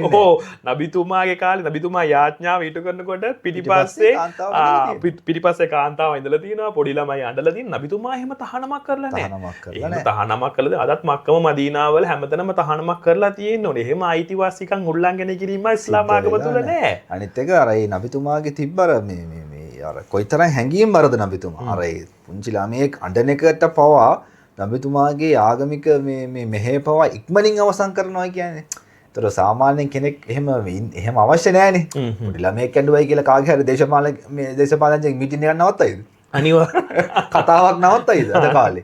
අනිවාර්යයෙන්. හැබැයි අර නබිතුමාගේ තිබ්බ විශේෂ ලක්ෂණයන් තමයි ඒ වගේ අර මේ මිනිස්සුන්ගේ දුක සතුට මිනිස්සුන්ගේ ප්‍රශ්න කියලා නබිතුමාට තේරුණා. අනිත් එක තමයි මෙහෙමනේ දැන් අපි නබිතුමාගේ ජීවිතේ අපි දකිනවා එතුමා මදීනාවේ රාජ්‍ය නායකයා වුණාය කියලා මහා ලොකු මන්දිරයක නබිතුමා ජීවත් වුණේ නැහැ. දැන් කාලේ පැදුරත් එපා කියලා මැදුරත් අරගෙන ගියපු කට්ටිය ඉන්නේ නබිතුමාගේ සරල ජීවිතය. දැන් කාලේ ඉන්න රාජ්‍ය නායකයන් නඩත්තු කරන්න පෙට්‍රල් ඊදම්ම තියෙනවා ලක්ෂ කෝටි ගණන් වලට. ලක්ෂ කෝටි ගණන්. එතකොට යාළුවගේ ගමන් බිමන් පිටරට යනකොට යන්නේ සාප්පු සවාරි යන්න පවුල් පිටින් යන්නේ. කොහොම තත්ත්වයක් තමයි අද මේ සමාජය තුල දකින්නේ මේ රාජ්‍ය නායකයන් සහ දේශපාලන නායකයන් කියලා කියනකොට. හැබැයි නබිතුමාට තිබ්බ බොහොම පුංචි සරල නිවසක්. ඒ නිවසේ අපි දකිනවා සමහර සිදුවීම් හිටගත්තොත් ඔළුව බේනවා. ඔව් අර තව අවස්ථාවක් කියනවා නබිතුමා අර උදෑ මේ කියන්නේ මේ රාත්‍රියේ යාඥාව කරද්දී ආයිෂාතුමිය එතුමාගේ බිරිඳ භාර්යාව බාහිර කකුල පොඩ්ඩක් අයින් කළා තමයි නබිතුමා යාඥා කරා ඉඩකඩ මදි. ඔව් ආයිෂාතුමිය කියනවා සුජූද් එකට එනකොට කකුලට තට්ටු කරනවා පොඩ්ඩක් තල්ලු කරලා තමයි නබිතුමා අර සිරස තියලා සුජූද් කරන්නේ. එහෙනම් දෙන්නෙකුට නිදා ගන්නවත් බැරි. අනිත් එක තමයි අපි බලපුවාම අපේ රටේ විතරක් නෙමෙයි ලෝකෙ දිහා බලපුවාම රාජ්‍ය නායකයින් වෙන්න පුළුවන්, පාර්ලිමේන්තු මන්ත්‍රීවරුන් වෙන්න පුළුවන්. මේ මුළු ලෝකෙම ඉන්න ප්‍රධාන ආහාර වේල කාලය ඇති. ඔව්. නමුත් නබිතුමාගේ ජීවිතය අරන් බලපුවාම තමන්ගේ රටේ ප්‍රධාන ආහාර වේල කාපු නැති මිනිස්සෙක් තුන් වේලවත් කන්න බැරි තත්ත්වයක්. හැබැයි රාජ්‍ය භාණ්ඩාගාරේ පිරිහිත්‍රිලා තිබුණේ. ඒකට අත තියන්න ගියේ නෑ. ඒවට අත තියන්නේ. රජ කෙනෙක් වෙන්න පුළුවන්, චක්‍රවර්ති කෙනෙක් වෙන්න පුළුවන්. සමහර වාර්තාවන් වල එන්නේ දවස් 3ක් මාස 2ක් මෙන්න මේ විදිහට ලිපපත්තු උනේ නෑ. හැබැයි රජේ නැතුව නෙමෙයි. අපේ ගෙවල් වල ලිපපත්තු උන්නේ නැත්තම් ඉතින් මොනවද වෙන්නේ? රාජ්‍ය භාණ්ඩාගාරේ වස්තුන් පිරීතිරෙනවා. ඒවට අත තියන්න ගියේ නෑ. දැන් කාලේ වගේ බලන්න නබිතුමා නම් ඒ කාල වකවානුවේ විනිසුරුවරුන් පත් කරලා තිබ්බා. හරිද? මිනිසුන්ගේ ප්‍රශ්න විසඳන්න. ඒකේ විශේෂයෙන්ම අලි රලියල්ලාහු තුමාණන් යෙමන් දේශයටත් අබ්දුල්ලා බින් නෞෆල් මදීනා නුවර. මෙන්න මේ දෙන්න එහෙම හිටියා. හරිද? ඒ වගේම රාජ්‍ය දෙපාර්තමේන්තු භාරව හිටියා කාලයක් අලි බින් අබී තාලිබ් රලියල්ලාහු අන්හු. එයා තමයි කාලයක් ඔය ලියනේ කියවන වැඩ කරගෙන හිටියේ. හරිද? ඊට පස්සේ තව එක්කෙනෙක් හාරිස් ඉබ්නු අවුෆ් නබිතුමාගේ නිල මුද්‍රාව භාරව හිටියා. මුයිකිබ් ඉබ්නු අබූ ෆාතිමා මෙයා යුද්ධෙන් ලැබෙන වස්තුන් එව්වට භාරව හිටියා. නබිතුමා තමන් සතු කරගත්තේ නෑ. හැම එකටම භාරකාරයෝ දාලා තමයි තිබ්බේ. ලේකම්වරු දාලා තිබ්බා. හුදයිෆතුල් යමාන් මෙයාව භෝග සහ පළතුරු වල වටිනාම තක්සීරු කිරීමේ වගකීම ලබා දීලා තිබ්බා. මුගීරත් බින් ෂුබා ණය ගිවිසුම් ගනුදෙනු බලන්න අවුරුදු 1400 කොයිතරම් සිස්ටමැටික් විදිහට සිස්ටමැටික්ද කියලා බලන්න. මේවා දැන් රටේ ලෝකයේ තියෙන මේ දේශපාලනයත් එක්ක කොච්චර දුරට සැසඳෙනවද කියලා බලන්න. ඔයා කොයිතරම් අර දූරදර්ශී විදිහට කටයුතු කරලා තියෙනවද තේරුම් ගන්න පුළුවන්. අර කලින් කිව්වා වගේ නබිතුමාට Tamanගේ කුස පිරෙන්න කණ්ඩ මුකුත් නැහැ. හරිද? සමහර අවස්ථාවන් වල ආයිෂාතුමිය කියනවා කවුරු හරි කිරි ටිකක් ගෙනල්ලා දුන්නොත් ඒකෙන් බීලා බිරින්දෑවරුන්ට දෙනවා. සමහර හදීස් වල වාර්තාවන අස්වදන් වතුරයි රටේ ඉඳි විතරයි තියෙන්නේ. ඇයි රාජ්‍ය භාණ්ඩාගාරයට අත තියන්න ගියේ නැත්තේ? ඒක දුප්පතුන්ට අමානත. විශ්වාසවන්තයෙක් වශයෙන් අපි ඒක වගකීමෙන් වැඩ කරන්න ඕනේ. මොකද රාජ්‍ය නායකයෙක් වුණාම රටේ සල්ලි කියන්නේ තමන්ගේ සල්ලි වගේනේ හිටි. එහෙමයි රටේ ලෝකයේ දේශපාලනඥයෝ කටයුතු කරන්නේ. රාජ්‍ය නායකයෝ හිතුවේ කොහොමද? රටේ සල්ලි මගේ සල්ලි කියලා. ඉතින් මේ මට ඕන දෙයක් කරන්න පුළුවන්. පවුලේ කට්ටියට ඕන දෙයක් කරන්න පුළුවන්. දරුවන්ට ඕන දෙයක් කරන්න පුළුවන්. එහෙම ජීවිතයක් නබිතුමා එහෙම ආදර්ශයක් කවදා කිසිම අවස්ථාවක පෙන්වා දීලා නැහැ. තමන්ගේ පවුලේ කට්ටියට හොඳට කාලා බීලා ඇඳලා පැදලා සාප්පු සවාරි රට සවාරි අරව මේව ගිහිල්ලා සුඛිත මුදිත ජීවිතයක් නබිතුමා ගත කරේ නැහැ. නබිතුමා ගත කරෙත් නැහැ. නබිතුමාගේ පවුල උදවියට තහනම් කරලා ඒ දේවල් ලබා දුන්නෙත් නැහැ. මොකද අර මේ පොදු දේපල කිසිම අවස්ථාවක නබිතුමා අවභාවිතා කළෙත් නැහැ. තමන්ගේ පවුල උදවියට ඒ වගේ අවභාවිතාවක් කරන්න අවස්ථාවක් දුන්නා. දැන් මේ වීඩියෝ පටේ නරඹන කට්ටියන්ට පොඩි අවබෝධයක් ලබා දෙන්න ඕනේ හින්දා මම මේක කියන්නේ නබිතුමාගේ විශේෂයෙන් ස්පෙෂල් ඉගැන්වීමක් තියෙන තහනමක් තියෙන නබිතුමාගේ පවුලේ උදවියටත් නබිතුමාටත් රාජ්‍ය විශේෂයෙන්ම zakat දුගී බද්ද කියලා කියනවා. මෙන්න මේ වගේ දේවල් නබිතුමාටවත් නබිතුමාණන්ගේ පවුලේ උදවියටවත් හලාල් වෙන්නේ නැහැ. හරම්. දැන් බලන්න සමාජයේ දිහා බලනකොට දැන් රාජ්‍ය නායකයෝ විතරක් නෙමෙයි මේ රාජ්‍ය භාණ්ඩාගාරයේ බඩු ටික මිල මුදල් මෙවුවා හූරගෙන කන්නේ බොන්නේ. මුළු හත්මුතු පරම්පරාවමනේ. හත්මුතු පරම්පරාවම මේ මිනිස්සුන්ගේ බඩට නේද මේ ගහන්නේ. මේ හත්මුතු පරම්පරාවම එකතු වෙලා මොනවා තාත්තා දේශපාලඥයෙක්. හැබැයි ඒ සල්ලි වලින් තාත්තගේ දේශපාලන බලයෙන් පුතාලා රජ කරනවා. පුතාලා රජ කරනවා. දුවලා රජ කරනවා. කරනවා. පවුලේ කට්ටිය රජ කරනවා. හොඳට භුක්ති විඳිනවා. නමුත් නබිතුමාගේ ඉගැන්වීම කුරානයේ සඳහන් වෙන්නේ කොහොමද? නබිතුමාටවත් ඒ වගේම නබිතුමාගේ පවුලේ උදවියටවත් මේ රාජ්‍ය භාණ්ඩාගාරයේ දේවල් වලට අත තියන්න මේගොල්ලන්ට හරාම් කරලා තිබ්බා. ඕකේ මේ අනිත් මේ ලස්සනම සිද්ධිය තමයි දැන් අද මේ මම පොඩි දෙයක් මතක් වුණා. දැන් මේකට හොඳම උදාහරණය නබිතුමාගේ මුණුපුරා. මුණුපුරා ගිහිල්ලා රාජ්‍ය භාණ්ඩාගාරයේ රටේ ඉනි කෑලා හසන් රලියල්ලා රටේ ඉන්දිය අරන් කටේ දානවා. කටේ දාපු ගම නබිතුමා ඇවිල්ලා තට්ටු කරලා කෙහ් කෙහ් කෙල ගහන්න අමා තඅලම් අන්නා ලා නඅකුලු සදකා. ඔයා දන්නේ නැද්ද අපි සදකා කන්නේ නැහැ කියලා. අපිට මේක හලාල් නැහැ. මේකෙන් මේ කියන්නේ ඉස්ලාම් ආගමේ අල්ලාහ් දෙවියන් මේක අපිට මට මගේ පවුල දෙවියට මේක තහනම් කරලා තියෙනවා කියලා. ඔයා දන්නේ නැද්ද කියලා තකාටද පොඩි බබෙක්. අපි නම් කියන්නේ මොකද්ද පොඩි ළමයෙක් නොහේ කාපු දෙයින් කියලා. නමුත් පොඩි කාලේම මේ ආකල්ප මේ වෙනස ඇති කරන නබිතුමා හදවත ඇති කරනවා රාජ්‍ය දීපල පොදු දීපල මේක අපිට අයිති නෑ කියන එක පොඩි ළමයට මේක උගන්වන ආකාරය පොඩ්ඩක් බලන්න. පවුලේ කට්ටිය අද කාලේ නම් එහෙම වෙන්නේ නෑනේ. ඔගේ අනිත් පැත්ත තමයි වෙන්නේ. මේ දේවල් ඔක්කොම අපිටත් පුළුවන් උඹටත් පුළුවන් හැමෝම එකතු වෙලා කමු. හැමෝම එකතු වෙලා භුක්ති විඳිමු. භුක්ති අනිත් එක නබිතුමා ඇවිල්ලා නිකන් බුද්ධ සත්කාර ලැබලා නිකන් ඉඳගෙන කාපු මිනිස්සෙකුත් නෙමෙයි. සෑම අවස්ථාවකම නබිතුමාට කියලා ආර්ථිකයේ මේ කොටසක් තිබුණා. ඒක නැත් ඉන්ෂාල්ලා අපි අනාගතයේදී කතා කරනවා කොහොමද නබිතුමාට තමන්ගේ විහිදම මේ නබිතුමා අපි නබිතුමාගේ චරිතය ගත්තොත් එහෙම නබිතුමාට මිල මුදල් තිබුණේ නැතුව නෙමෙයි. නබිතුමාට මිල මුදල් තිබුණ හැබැයි නබිතුමා බොහොම සරල ජීවිතයක් තමයි ගත කරන්න උත්සාහ කරේ. තමන්ගේ මිල මුදල් නිතරම නබිතුමා අහිංසක දුප්පත් අසරණ මිනිස්සු වෙනුවෙන් තමයි මේ දේවල් ලබා දුන්නේ. ඒක තමයි නබිතුමාගේ තිබ්බ මේ විශේෂ ගති ලක්ෂණ. ඒ හින්දාම තමයි මිනිස්සු නබිතුමාට ආදරය කරන්න පටන් ගත්තේ. මොකද දැන් මෙහෙමනේ දැන් අද කාලේ අයි මිනිස්සු දේශපාලනඥයන්ට වෛර කරන්නේ. ඇයි මුන් අපේ සල්ලි ටික කතා කරනවා. අපි බස් වල යනවා ඒගොල්ලෝ අපි මේ බස් වල අපිට මේ තෙරපිලා මිරිකිලා බස් වල යද්දි යාලා වාහන 10ක් 15ක් එක්ක යනවා. දැන් මේවා දකිද්දි මිනිස්සුන්ට මේක දරා ගන්න බෑ. හැබැයි නබිතුමාව කිසිම අවස්ථාවක එහෙම විවේචනයට ලක් වෙලා නැහැ. කිසිම විවේචනයක් නැහැනේ. ඒ නිසා තමයි නබිතුමත් එක්ක මේ මිනිස්සු හැමෝම එකට බැඳිලා අත්වැල් බැඳගෙන ජීවත් වුනේ. ඒ නිසානේ අර ඉතිහාසඥයෙක් ප්‍රසිද්ධ ඉතිහාසඥයෙක් වෙච්ච මයිකල් එච් හාර්ට්. එයාගේ අර The 100 කියන පොතේ පවා ලෝකයේ අර හිටපු බලවත්ම පුද්ගලයන් අතර පළවෙනි තැන ලබා දෙන්නේ නබිනායක. ක්‍රිස්තියානි මිනිස්සෙක් නේ. මුස්ලිම් මිනිස්සෙක් නෙවෙයි. ඉතින් ඒ කියන්නේ අර නබිතුමාගේ තිබ්බර ආගමික, දේශපාලනික සහ ආර්ථික මේ පැත්ත මේ හැම පැතිකඩකින්ම නබිතුමාගේ තිබුණේ ආදර්ශමත් චරිතාපදානය සහ මඟ පෙන්වීම සහ එතුමාගේ කාර්යභාරය.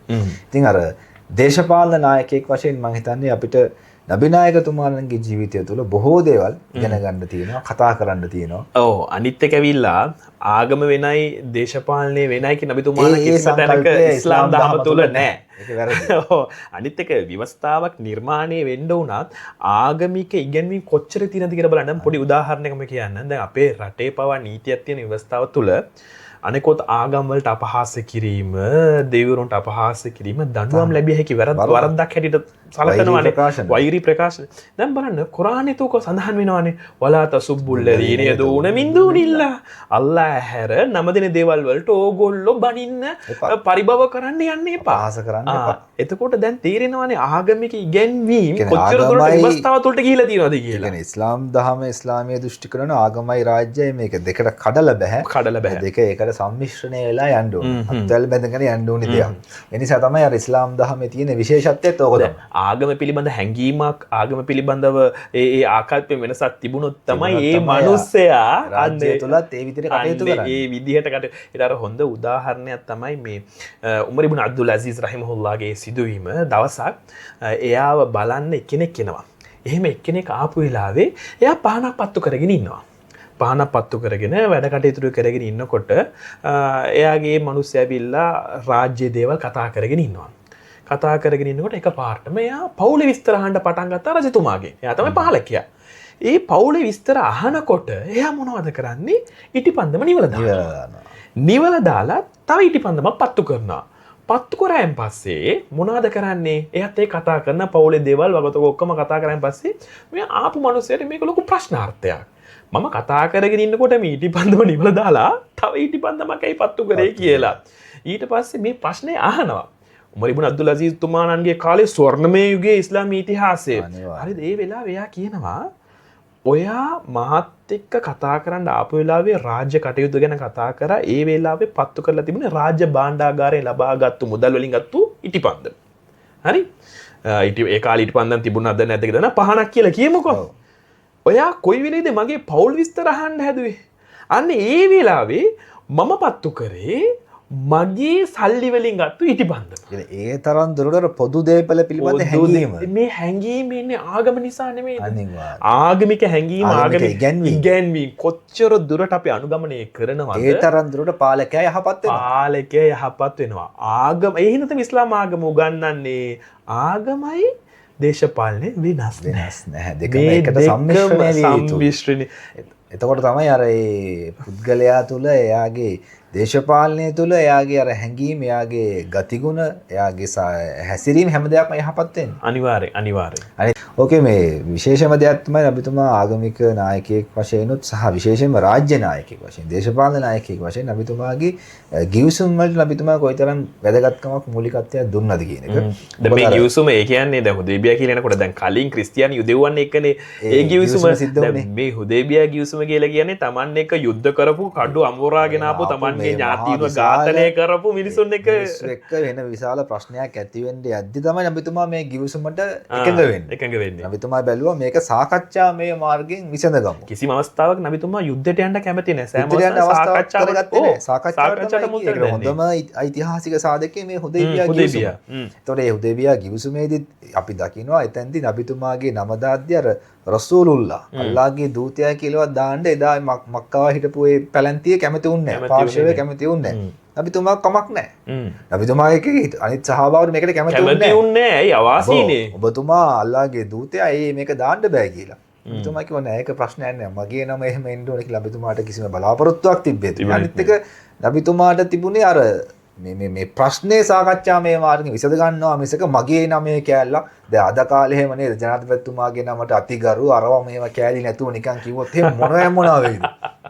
හැබැයි නබිතුමාට ඒකම අවස්ථාවක් වුණෙත් නෑ. අනිත් එක ඕකේ තිබ්බ තව වැදගත්ම කොන්දේසියක් තමයි අර මක්කාවේ හිටපු කට්ටිය යාලා දැම්ම කොන්දේසියක්. මක්කාවේ ඉඳලා කවුරු හරි කෙනෙක් දැන් මක්කාවේ මුස්ලිම්වරුත් ඒ වෙලාවේ හිටියා. සමහර කට්ටිය හිර වෙලා හිටියා. ඒතර මක්කාවේ ඉඳලා එහෙම මුස්ලිම් කෙනෙක් මදීනාවට ආවොත් එයාව නැවත හරවල යවන්න ඕන. එයාව තියාගන්න බෑ. හරි හොඳට බලන්න මේ කොන්දේසියේ தත්ත්වය දැන් ඒ කාලේ මක්කාවේ මදීනාව අතර තිබ්බේ தත්ත්වෙත් එක්ක දැන් මක්කාවේ ඉන්න මුස්ලිම් මිනිස්සු කොහොම හරි හොරෙන් හරි පැනලා එළියට ඇවිල්ලා මදීනාවට ආවොත් රිටර්න් කරන්න. අර හිර ගෙදර ඉඳලා පැනලනවා වගේ. ඒක ආවොත් රිටර්න් කරන්න ඕනේ යාව. එයාව තියාගන්න බෑ මදීනාවට. ඒකේ අනිත් පැත්ත තව කොන්දේසියකුත් යාලා දැම්ම මොකද්ද? මදීනාවේ ඉඳලා කවුරු හරි කෙනෙක් මක්කවට ගියොත් මක්කාවට ආවොත් එහෙම අපි දෙන්නේ නැහැ. එයාව නැවත අපි දෙන්නේ නැහැ. එයා මේ ගිවිසුමට නබිතුමා අස්සන් කරා කියන්නේ. අස්සන් කරා නබිතුමා එකඟ වුණා. මේකට සහභාගී පොඩි කැමැත්තක් තිබ්බේ නැහැ. මොකද එයාලා හිතුවේ නබිතුමානේ මේක සම්පූර්ණ අපිට අසාධාරණයක් කරන්නේ මේක. හැබැයි නබිතුමා ඒකට එකඟ වෙනවා. ඇයි නබිතුමා දකිනවා සාමයේ තමයි ඕන උනේ නබිතුමාට මූලික උනේ සාමය. දැන් මේ පොඩි දෙයක් එක්ක අපි මේ අනකොටා ගන්න ගියොත් මේක මහා විනාශයක් වෙනවා. ඒ නිසා අපි මේ ගිවිසුමට මම එකඟ වෙනවා කියලා තමයි නබිතුමා එතෙන්දි එකඟ වෙන්නේ. ඒතකොට අවසානයේ ඔය ගිවිසුම කඩ කරන්නේත් අර මක්කමා ඒ හිටපු ඒ ප්‍රභූ පැලැන්තියම තමයි. අන්න ඒකයි. ඉතින් ඒ නිසා අර නබිතුමාගේ ජීවිතය තුළ හුදේබියා වගේ හුඟක් ගිවිසුම් අපි දකිනවා.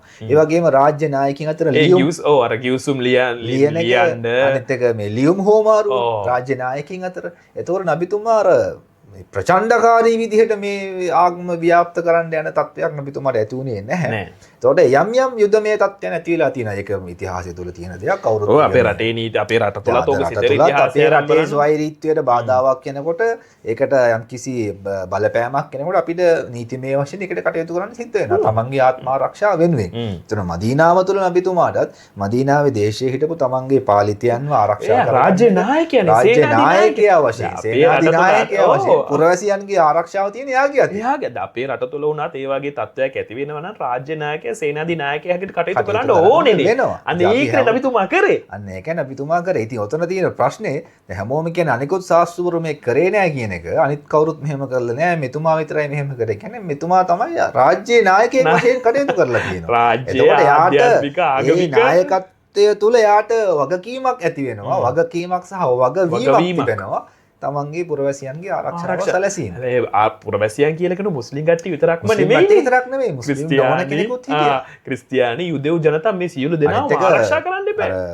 නබිතුමා කිව්වනේ කවුරු හරි කෙනෙක් ඒ කියන්නේ ඉස්ලාමීය පාලනයක් තුල ඉන්න අපි කියන අරාබිය මුආහද් කියලා. අර නබිතුමාත් එක්ක ඉස්ලාමීය රජයත් එක්ක ගිවිසුම් ගහගෙන ඉන්න මිනිස්සෙක්ට කවුරු හරි කෙනෙක් අසාධාරණයක් කරනවා නම් එයාට දරන්න බැරි බරක් එයාට වගකීමක් වැඩක් දීලා එයාව මහන්සි කරනවා නම් එයාව අපහසුතාවයටපත් කරනවා නම් මම කියාමත් දවසේ පරමාන්ත දිනේ මම එයාට විරුද්ධව කටයුතු කරනවා කියලා නබිතුමා කිව්වා. අනිත් එක්ක කොහොමද නබිතුමා මුස්ලිම් නොවන කෙනෙක්ව ආරක්ෂා කරපු එක? එහෙම කියන්නේ බහුතර බලයක් තියෙන නායකයෙක් එහෙම ප්‍රකාශයක් කරනවා කියන්නේ ඒ තුල කොයිතරම් දුරට අර ඒ සමාජයේ ජීවත් වෙන ඒ සුළුතර මිනිස්සයාට සුළු ජනතා එයාගේ අයිතිවාසිකම් තහවුරු වීමක් වෙනවා. ඒ කියන්නේ රටේ නායක විශේෂයෙන්ම සුළු ජාතිකයින්ගේ අයිතිවාසිකම් දිනුවෙන් පෙනී සිටින අවස්ථාවක්. දැන් ඒ වගේම නබිතුමා කියනවා කොහොමද මේ මුආහිද් කෙනෙක්. ඒ කියන්නේ ඉස්ලාමීය රජයක් ඇතුලේ ජීවත් වෙන මුස්ලිම් වන පුද්ගලයෙක් කවුරු හරි ඝාතනය කළා නම් ඔහුට ස්වර්ගයේ සුගන්ධයවත් ආග්‍රහණය කරන්න බෑ කියලා.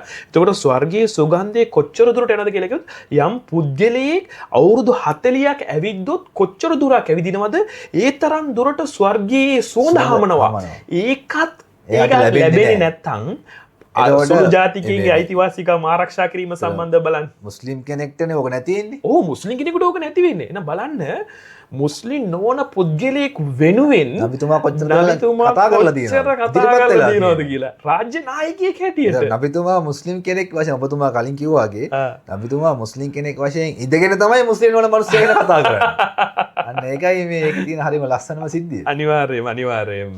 දැන් නබිතුමා රාජ්‍යත්වයට පත් වුණා. රජ කෙනෙක් හැටියට නායකයෙක් හැටියට පත් වුණාට පස්සේ විශේෂයෙන්ම එතුමාණන් මිනිස්සුන්ගේ ආර්ථිකයට ආධ්‍යාත්මිකත්වයට මේ හැම දෙයකටම හානි පමුණුවන දේවල් හානි කරන දේවල් තහනම් කරා.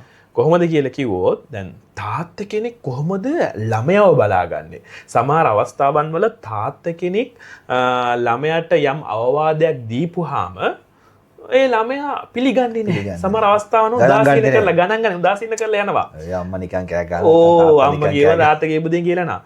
නමුත් නබිතුමාගේ ජීවිතය කොහොමද කියලා කිව්වොත් තාත්තා කෙනෙකුටත් එහෙන් ගිහිල්ලා දැන් බලය රාජ්‍ය බලය නබිතුමාට තිබුණා.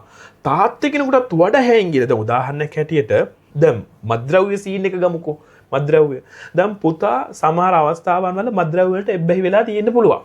තාත්තා කිව්වට සමහර වෙලාවට අහන්න නැති වෙන්න පුළුවන්.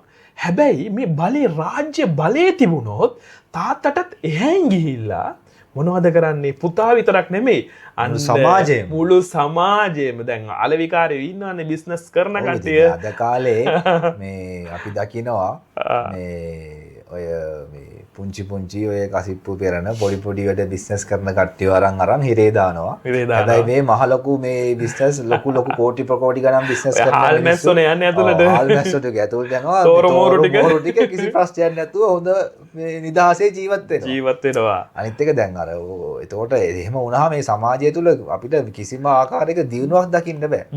නබිතුමා මේක සම්පූර්ණයෙන්ම නැති කරා. මේක එන තැන් හැදෙන තැන් කොහෙන් දෙන්නේ? ඔය උඩින්නේ නවතින්න ඕනේ. උඩින් දැන් අපේ ලංකාවට කිව්වොත් මේක දූපතක්නේ.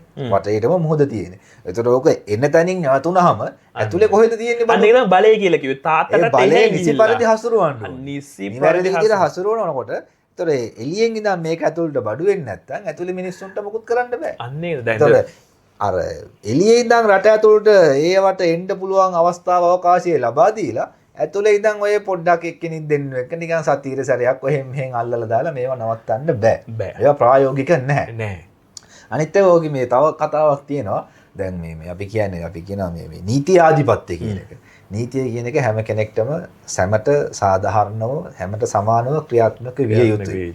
එතෙන්දි මේ ලස්සනම දෙයද අපි දකිනවා දැන් අද රටේ නම් මේ අඹ ගෙඩියක් හොරකම් කරපු මිනිස්සෙක් හිරගෙවල් වලට යනවා. පොලිසියට අත්අඩංගුවට යනවා. මම දැක්ක ළඟදිත් ඔය පොල් ගෙඩියක් හොරකම් කරා කියලා වයසක ආච්චි අම්ම කෙනෙක්වත් අල්ලලා දාලා තිබ්බා. හැබැයි කෝටි ප්‍රකෝටි ගණන් හොරකම් කරන මිනිස්සුන්ට නීතිය ක්‍රියාත්මක වෙන්නේ නැහැ. එතකොට ඕක මේක මාර වැදගත් දෙයක්. නබිතුමාගේ ජීවිතයේ ඔය ලස්සන සිද්ධියක් තියෙනවා. නබිතුමාගේ කාලෙත් දැන් මේ වගේ අර ප්‍රභූ පැලැන්තියක් හිටියනේ. උසස් කුලේ. ඔක සාමාන්‍ය හැම සමාජයකම ඉන්නවා. එතකොට එයාලගේ කාන්තාවක් මේ මූල්‍ය වංචාවක් පිළිබඳව චෝදනාවට ලක් වෙනවා. ෆාතිමා. එතකොට මෙන්න මෙයා චෝදනාවට ලක් වෙනවා මෙහෙම මූල්‍ය වංචාවක් පිළිබඳව. එතකොට මොකද කරන්නේ? දැන් මෙයා පොඩ ඉහළ පැලැන්තියේ කෙනෙක් කාන්තාවක්. එතකොට අර කට්ටිය දැන් අපි දන්නවනේ දැන් අද කාලෙත් එහෙම වුණාම කවුරු හරි එක්කෙනෙක් පොඩ අල්ලලා අරයට කියලා මෙයාට කියලා මේක පොඩ්ඩක් ෂේප් කරගන්න try කරනවානේ. ඒ වගේ නබිතුමාටත් ඔන්න දූතයෙක් එනවා. ඇවිල්ලා කියනවා මෙයා ඉතින් පොඩ්ඩක් මේ ඉහළ පැලැන්තියේ කෙනෙක්. ලොකු තැන එක්කෙනෙක් මෙයාව මෙහෙම දඩුවම් කරන්න ගියොත් මෙයාට මේක මේ නීතිය ක්‍රියාත්මක කරන්න ගියොත් ප්‍රශ්නයක් වෙයි කියලා නබිතුමාට කිව්වහම නබිතුමා ලස්සන වචනයක් කියනවා. නබිතුමා කියනවා මගේ දුව නබිතුමාගේ දුව ෆාතිමා කියලා කියන්නේ නබිතුමාට ලෝකේ හිටපු ආදරණීයම කාන්තාව. තාත්තා කෙනෙකුට ආදරය කරපු කෙනෙක්. තාත්තා කෙනෙකුට දුවක් කියන්නේ ඉතින් ඒ බැඳීම අපිට වචනෙන් විස්තර කරන්න බෑ. ඒ නබිතුමා කියනවා මගේ දුව ඒ වැරද්ද කරත් මං ඒ දඩුවම ක්‍රියාත්මක කරනවා කියලා. ඒක කියලා නබිතුමා මා තව කතාවක් කිව්වා. ඊට කලින් හිටපු සමාජයන් විනාශ වෙන්න හේතු වුනේත් මෙන්න මේ වගේ ඉහළ පැලැන්තියේ කෙනෙක් වරදක් කරාම ඒකට කිසිම ආකාරයකට නීතිය ක්‍රියාත්මක වෙන්නේ නැහැ. පොඩි මිනිස්සෙක් වැරදි කරාම නීතිය ක්‍රියාත්මක වෙනවා. ඔන්න ඕක තමයි හේතු වුනේ කලින් හිටපු සමාජයන් විනාශ වෙන්න. ඒ නිසා මගේ සමාජය තුළ මගේ රාජ්‍ය තුළ එහෙම වෙන්න බෑ. මගේ දුව ෆාතිමා වැරද්දක් කරත් නීතිය ක්‍රියාත්මක වෙන්න ඕනේ. නීතිය එක එකනාට හිතන විදිහට නමන්න බෑ. ඒතකොට ඒක මං හිතන්නේ දේශපාලන නායකයෙක් වශයෙන් රාජ්‍ය නායකයෙක් වශයෙන් වැදගත්ම දෙයක්. මොකද අද රාජ්‍ය බලය අවභාවිත වෙනවානේ. මේ කෝල් එක මොකක් හරි ප්‍රශ්නයක් වෙච්ච ගමන් පොලිසියට කෝල් එකක් කරනවා නැමැත්තුමාගේ. නේ? මේ එයා අපේ කෙනෙක් එයාව අතහැරලා දාන්න එයාව අතහරින්න. ඒක අද ඕන තරම් වෙනවා අපි දකිනවා. අනිවාර්යයෙන්. හැබැයි නබිතුමාගේ ජීවිතය කොහොමද කියලා කිව්වොත් දැන් මෙව්වට ඉඩ තිබ්බේ නැහැ. ඉඩ නැහැ. කිසිම අවස්ථාවක් දැන් ඇයි කියලා කිව්වොත් දැන් උදාහරණයක් හැටියට දැන් ওই මත්ද්‍රව්‍ය සම්බන්ධ සිදුවීම් අපි දිහා බලනකොට නබිතුමාගේ ජීවිතයේ කෙලින්ම කිව්වනේ. දැන් අපේ රටවල් වල මිනිස්සු සාමාන්‍ය අවුරුදු 40ක් මේ මත්පැන් බීලා ඇද්ද? අවුරුදු 100ක් කියලා කියමුකෝ. අවුරුදු 100ක් තිස්සේ මත්පැන් බොනවා කියලා. හැබැයි මේ අරාබිවරුන් එහෙම නෙමෙයිනේ. පාරම්පරික පරම්පරාව කියන්නේ සංස්කෘතික අංගය. සංස්කෘතික මත්පැන් නැතුව ඒගොල්ලම වෙනස් වුණා නම් බලන්න දැන් බලන්න නබිතුමාත් ඒක බොහොම ස්ටෙප් බයි ස්ටෙප් මේ වෙනසක් කරගත්තේ. ඒ තහනම නබිතුමා ඔය ස්ටෙප් බයි ස්ටෙප් පියවරෙන් පියවර ඕක තහනම් කරපු වෙලාවේ මදීනාවල ගංගාවන් වගේ ගංගාවන් ස්ටොප් කරපු දේවල් ටික ගලා බයින්න පටන් ගත්තා. මෙන්න මේ විසිකරා මිනිස්සු. ඔක්කොම දැන් සමහර දැන් මද්ද්‍රව්‍ය තියෙනවා බලන්න ඒ පුද්ගලයාට විතරයි ඕකේ අහිතකර බලපෑම. දැන් දුම්පානේ වගේ දෙයක් ගත්තාම ළඟ ඉන්න මිනිස්සයාට අහිතකර. අන්න ඒ නිසා නබිතුමාණන් මොනවද කරේ? තමන්ටත් හානියක් වෙන්න බෑ. තව කෙනෙකුටත් හානියක් වෙන්න බෑ. අන්න ඒ නිසා ඒක සම්පූර්ණයෙන්ම නබිතුමාණන් තහනම් කරලම දානවා. ඒත් ඒව විකුණන්න අවස්ථාව දුන්නේ දැන් අද අපේ කාලේ නම් ඉතින් මේ රජයටත් මුදල් හම්බෙන හින්දා ඕවා ඉතින් බාර් තියෙනවා අරවා තියෙනවා සල්ලි හම්බෙනවා නම් ඉතින් හොඳ වුණත් හරි නරක වුණත් හරි. ඉස්ලාම් දහම තුල එහෙම අනුමත කිරීමක් නැහැ. සල්ලි හම්බ කරනවා නම් ඒක යහපත් විදිහට හම්බ වෙන සදාචාරාත්මක වෙන. තව මිනිස්සෙයිට හිරිහැරයක් කරදරයක් එයාට යම් මේ බලපෑමක් ඇති කරගෙන සල්ලි හම්බ කරන එක ඉස්ලාම අනුමත කරන්නේ නැහැ. දැන් බලන්න දැන් මේ වගේ නීති රීති ගෙනාපු හින්දා තමයි නබිතුමාගේ කාලේ ලෙඩ නැති එහෙමත් නැත්නම් දැන් බලන්න මේ මද්ද්‍රව්‍ය නිසා කොච්චර පොල් කඩාකප්පල් වෙනවද කියලා බලන්නකෝ. දැන් මේ මද්ද්‍රව්‍ය තහනම් කරගන්න බැර මේ මිනිස්සු බීලා පවුල් කඩාකප්පල් වෙලා ළමයි නන්නත්තර වෙලා ඇයි මේක නවත්තන්න බැරි? එතකොට මේක පැහැදිලිවම ඒ දේශපාලන නායකත්වයේ තියෙන ප්‍රශ්නයක්. එතකොට මේක ආර්ථිකයත් සම්බන්ධ වුණාම තවත් ලොකු ප්‍රශ්නයක්. අනිත් එක දැන් බලන්න සමහර කට්ටිය කියනවා දැන් ගණිකා සේවය කියලා කියන්නේ කාන්තාවන්ගේ ව්‍යවසායකත්වය කියලා. මුදල් හම්බ කිරීම. හරිද? ගෑනු 4 දෙනෙක් ගණිකාවන් 4 දෙනෙක්ව ජීවත් කරවන්න පවුල් 400 කඩාකප්පල් වෙනවද නැද්ද? ඊට පස්සේ පවුල ප්‍රශ්න දික්කසාද ලෙඩ රෝග ළමයි ටික පාරේ අනාථ වෙනවා තාත්තා නැහැ අම්මා නැහැ දාලා ගිහිල්ලා. ඔව් තමන්ගේ බඩවැල විකුණලා මේ කරන මේ අසික්කිත වැඩ මේ දේවල් සමහර දැන් ලයිසනුත් තියෙනවට හැබැයි නබිතුමාගේ කාලේ මේවට කිසිම අවස්ථාවක් ලැබුණේ නෑ. මොකද ඒ වගේ දේවල් එක්ක සමාජය අපිට යහපත් පැත්තට ගෙනියන්න අමාරුයි. ඒවා නිකන් අපිට බැලුල් බැල්මට මුදල් ආර්ථිකය ලැබෙනවා වුණාට දැන් බලන්න ඕයන් ලෙඩ රෝග අරව මේවා කියලා ආව අනිත් පැත්තෙන් රජයට වියදම් කරන්න සිද්ධ වෙනවා. සිද්ධ වෙනවා. ඒතොර රෝහල් පද්ධති දැන් මද්ද්‍රව්‍ය වල කොච්චර වියදමක් වෙනවද? කෝටි ප්‍රකෝටි ගණන් හැම අවුරුද්දෙම දැන් හිරගෙවල් වල හිරගෙවල් දාද ඔව් හිරගෙවල් ප්‍රශ්නත් තියෙන්නේ. ඔව් අනිත් එක මේ හිරගෙවල් වල ඉන්න නඩත්තු කරනවා කියන්නේ ලේසි පාසු දෙයක් නෙවෙයි. අපි ගෙවන බදු සල්ලි තොර අහිංසක මිනිස්සෙක් හම්බ කරලා දෙන සල්ලි වල මේ මුදල් නෙවට යන්නේ ඉතින්. ඔය දේවල් අපිට අඩු කරගත්තා නම් ඔය මුදල් ටික යොදවන්න පුළුවන් ආර්ථිකයට. අධ්‍යාපනයට. සෞඛ්‍යයට. ඒතර අනාථ දරුවන්ව රැක බලා ගන්න. මේ වගේ මිනිස්සුන්ට ප්‍රයෝජනවත් වෙන වැඩපිළිවෙල වලට ප්‍රොජෙක්ට් වලට මේව යොදවන්න පුළුවන්. මට මෙතන හොඳ සිදුවීම මතක් වෙනවා. අදීබ්නි හාතිම් කියන සහාබිවර නබිතුමාගෙන් ඇවිල්ලා අහනවා නබිතුමනි අපි පාරේ යනකොට මංකොල්ල කැම් සිද්ධ වෙනවා කියලා.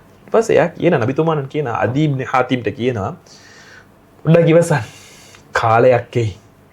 ඒ කාලේ ඔයාලට දැක ගන්න පුළුවන් හලර මවුත් වල ඉන්න යෙමන් වලේ ප්‍රදේශයේ තියෙන හලර මවුත් වල ඉඳන් මදීනාවට කාන්තාවක් ඔටුවාගේ පිට නැගලා එයි. හැබැයි ඒ කාන්තාවගේ පතිවතට ඒ කාන්තාවගේ ඒ වගේම මේ මිල මුදල් වලට ආත්මයට කිසිම හානියක් සිද්ධ වෙන්නේ නැහැ කියලා කිව්වා. අදිබින් හාතිම් රලියල්ලාහු අන්හු කියනවා එයා ඇස්වලින්ම දැක්කලු මේ වගේ සිදුවීම කාන්තාවන් එහෙම ඇවිල්ලා යන්නේ ගයි කියලා කිව්වොත් නබිතුමාගේ කාලේ නීතිය තදයි. ලෙස්සෙන්න බෑ කාටවත්. අත තිබ්බොත් මොනවද වෙන්නේ කියලා දන්න බෑ ඒගොල්ලන්ට. නීතියේ ආධිපත්‍ය හරියට තියෙනකොට ඕනම රටක් ලස්සන්ට ඒ රටේ තුල නීතිය සාධාරණත්වයේ ඉෂ්ට වෙනවා. ඔව්. මොකද නීතිය වල් වැදුනොත් ඉතින් හැමතැනම ප්‍රශ්න. ඒකනේ දැන් හැමතැනින්ම පාතාලකාරයෝයි මංකොල්ලකාරයෝයි. එයාලා රටේ නීතිය අතර අරන් ක්‍රියාත්මක වෙනවා. දැන් අර හලර මවුත් වලින් නම් එනවා කියලා කියන සාමාන්‍ය කිලෝමීටර් 500ක් ඒ දවස්වල කාන්තාවක් තනියෙන් එනවා කියලා කියන්නේ නබිතුමා කොයි වගේ ආරක්ෂිත පරිසරය බිහි කරාද කියලා බලන්නකෝ. දැන් බස් වල අපේ කාන්තාවන්ට යන්න පුළුවන්ද? කොයිතරම් ළමා දූෂණ කොයිතරම්නම් සිද්ධ වෙනවද? කොච්චරනම් සිද්ධ වෙනවද? හැමදාම රූපවාහිනියේ අරෙහි මෙහි බැලුවම හැම තැනින්ම මේ වගේ දේවල් සිදු වීම අනන්ත අප්‍රමාණව වාර්තා වෙනවා. කුඩා දරුවන් ඒ ළමයි ඇබියුස් වලට ලක් වෙනවා, කාන්තාවන් දූෂණයට ලක් වෙනවා. මේ වගේ නීතියක් සෑම රටකම ක්‍රියාත්මක කළොත් මේක නබිතුමා බිහි කරපු සමාජය. අන්න ඒකද නබිතුමාගේ විශේෂත්වය. නබිතුමා මේ දේවල් අර දේශනා කරලා විතරක් සීමා වුණේ නැහැ. මොකද එතකොට කියන්න පුළුවන් මේවා කිව්වට කොහොමද කරන්නේ? එහෙමත් මිනිස්සු පස්සේ ප්‍රශ්න කරන්න පුළුවන්. ඒ නිසාම තමයි නබිතුමා මේ දේවල් මිනිස්සුන්ට දේශනා කරලා නබිතුමාම ඒ රාජ්‍යයේ වගකීම අරගෙන ඒ වගකීම කරට අරන් නබිතුමා ඒක මහ පොළොව තුල සාර්ථක සමාජයක් බවට පත් කරන්නේ. ඒ දේවල් සාක්ෂාත් කරගන්නේ. ඒ දේවල් තුලින්ම නබිතුමා ප්‍රායෝගිකවම ආදර්ශයක් වෙලා තියෙනවා. මේ දේවල් කරන්න පුළුවන්. කරන්න බැරි දේවල් නෙවෙයි. ඒතර රාජ්‍ය නායකෙක් වශයෙන් අපි කොහොමද කටයුතු කරන්න ඕනි? අපි කොහොමද නීති ආධිපත්‍ය වෙනුවෙන් කටයුතු කරන්න? අපි කොහොමද සාධාරණ වෙන්න ඕනි? අපි කොහොමද හැමෝම ඇතුළත් කරගෙන ඉන්ක්ලූසිව් සොසයිටි එකක් වශයෙන් අපි හැමෝම එකතු කරගෙන යන්න ඕනි?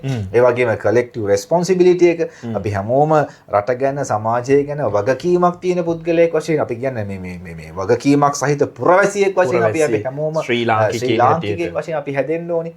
එහෙම අපි හිතන පතන සමාජයක් මිනිස්සු ටික පුරවැසියන් ටිකක් බිහි කරගත්තොත් ඕනෑම රටක් නිදහස් ඒ වගේම ශාස්ත්‍රීය අභිවෘද්ධිමත් නීතිය සාමය නීතිය ආධිපත්‍ය ස්වාධීනව ක්‍රියාත්මක කරන රටක් බවට පත් වෙන එක මම හිතන්නේ සාමාන්‍ය දෙයක් වෙනවා. අනිවාර්යයෙන්. දැන් සාමාන්‍යයෙන් දැන් රටකට විශේෂයෙන් වැදගත්ම දේ තමයි යටිතල පහසුකම් කියලා කියන්නේ.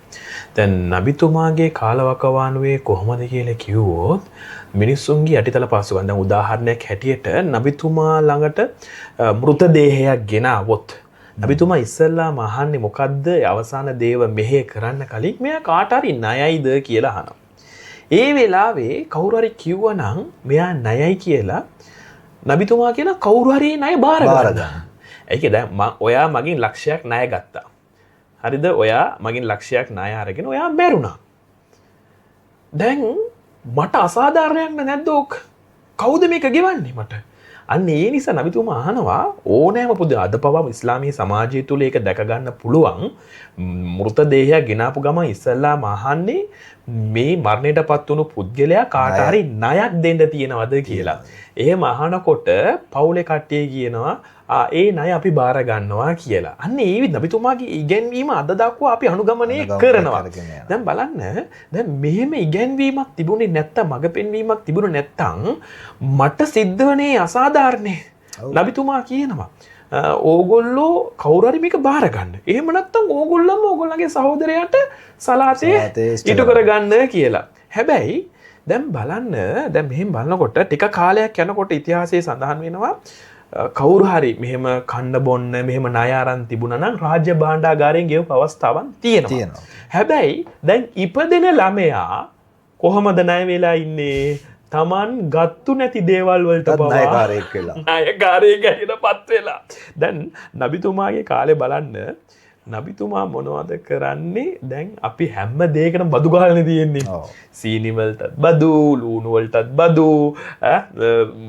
මොනවා ලුණු වලටත් බදු, හාල් වලටත් බදු, හැම දෙයකටම බදු ගහලා තියෙන්නේ. නමුත් නබිතුමාගේ ජීවිතේ බද්ද ගැහුවේ කාටද? පොහොසතුන්ට. ආදායම් බද්ද. ආදායම් බද්ද ගහලා මොනවද කරන්නේ? පොහොසතුන් පොහොසත් වෙලා යන්නේක නැවතුවා, දුප්පතුන් දුප්පත් වෙලා යන්නේක නැවතුවා. මේ වැදගත්ම සබ්ජෙක්ට් එකක් තමයි මේ zakat කියන concept එක. නබිතුමාගේ දැන් අපි දන්නවා ඉස්ලාමයේ මූලික වගකීම් පහෙන් එකක් තමයි zakat කියන්නේ. ඒතර zakat කියන එක ඇයි නබිතුමා ගෙනාවේ? මොකද මේ ආර්ථික විෂමතාවය නැති කරන්න. සමාජ විෂමතාවය තුරන් කරන්න ඕනේ. ඒකට ඉස්ලාම් දහම තුල නබිතුමා දැක්කේ ආර්ථිකය කියන්නේ මගේ පුද්ගලික දේපලක් කියන එකට වඩා ඒකේ තමන්ගේ තමන්ගේ අවශ්‍යතාව ටික ඉටු කරගන්න ගමන් සමාජය ගැනත් එයා හිතන්න ඕනේ. සමාජයත් ඒකේ කොටසක් අයිති කියන හැඟීම නබිතුමා මේ zakat එක තුලින් ඉදිරිපත් කළා. ඒක ක්‍රමවේදය. දුගීබද්ද. මේක ක්‍රමවේදයක්. අවුරුද්දට සැරයක් හැම පොහොසත් මිනිස්සෙක්ම තමන්ගේ මිල මුදල්ට ඒ ගණන් බලලා 100%ක් දෙන්න ඕනේ සමාජයට. ඒ 100%ක් තමයි සමාජයට. අනිත් එක ඔයාලට ගන්න පුළුවන්. ඔයාලට ඒක මුක්ති විඳින්න පුළුවන්. හැබැයි ඔයා අවුරුද්දට සැරයක් මේක කරන්න ඕන. මේක වගකීමක්. මොකද ඔයා තමයි කියන්නේ ඔයාගේ සල්ලි ඔයා හම්බ කරලා ගන්න සල්ලි තමයි. හැබැයි අල්ලාහ් දෙවියන්ගේ ආශිර්වාදයත් ඒ තුල තිබෙනවා. ඒතකොට ඔයාගේ මේ මිල මුදල් වලින් මේ මහා ධනස්කන්ධයෙන් කොටසක් සමාජයේ ඉන්න අහිංසක දුප්පත් මිනිස්සෙක්ට දෙන්න බෑ කියන්නේ. ඒතර අපි කොහොමද තව මිනිස්සෙක් කියන්නේ මිනිස්සෙක් වුණාම තව මිනිස්සෙක් කියන හැඟීමක් ගැනීමක් තියෙන්න ඕනේ. සමහර මිනිස්සු අපි ලංකාවේ දකින්නවානේ කන්ද බැරුව දරුවොත් එක්ක වහ කාලා මැරෙනවා. ඒතර මෙහෙම ජීවිතේ මැරෙන්න ඕනේ ජීවිතේ පුංචි දරුවෝ මොන පවක් කරාටද? ඒතකොට අපි අපේ ඉන්න පොහොසත් උදවිය නබිතුමා ඒකයි දැක්කේ. නබිතුමා දැක්කේ මේ සමාජය තුළ හැමෝම පොහොසත් වෙන්නේ නැහැනේ ලෝකේ. ඒක කවදාවත් වෙන්නේ නැති දෙයක් නේ. ඒතර පොහොසත් දුප්පත් කියන එක මේක කොහොමද තියෙනවා. ඒතර මොකද්ද වෙන්න ඕනේ? පොහොසතා දුප්පතාව රැකපලා ගන්න ඕනේ. අන්න ඒකයි නබිතුමා ඒ ක්‍රමය තමයි නබිතුමා ඉදිරිපත් කරන්නේ. නබිතුමා Tamanගේ ඇස් ඉදිරිපිටම දැක්කන්නේ ඒ කාලවකවානේ සමහර ගෝත්‍රවල මිනිස්සු ගෑනු ළමයි ඉපදෙන එක පවා පිළිකුලක් වගේ දැක්කා. හරිද? ගෑනු ළමයි සමහර කට ඒ දැකපු හින්දා ඒගොල්ලෝ මොනවද කරේ ගෑනු ළමයි ඉපදුනහම පණ පිටින් වලලනවා. තවත් සමහරු මේ දරිද්‍රතාවය දුප්පත්කම නිසා ඒ ගෑන් ළමයින්ව පණ පිටින් වලලපු අවස්ථාවන් තියෙනවා. බලන්න නබිතුමාගේ මේ ක්‍රමවේදය.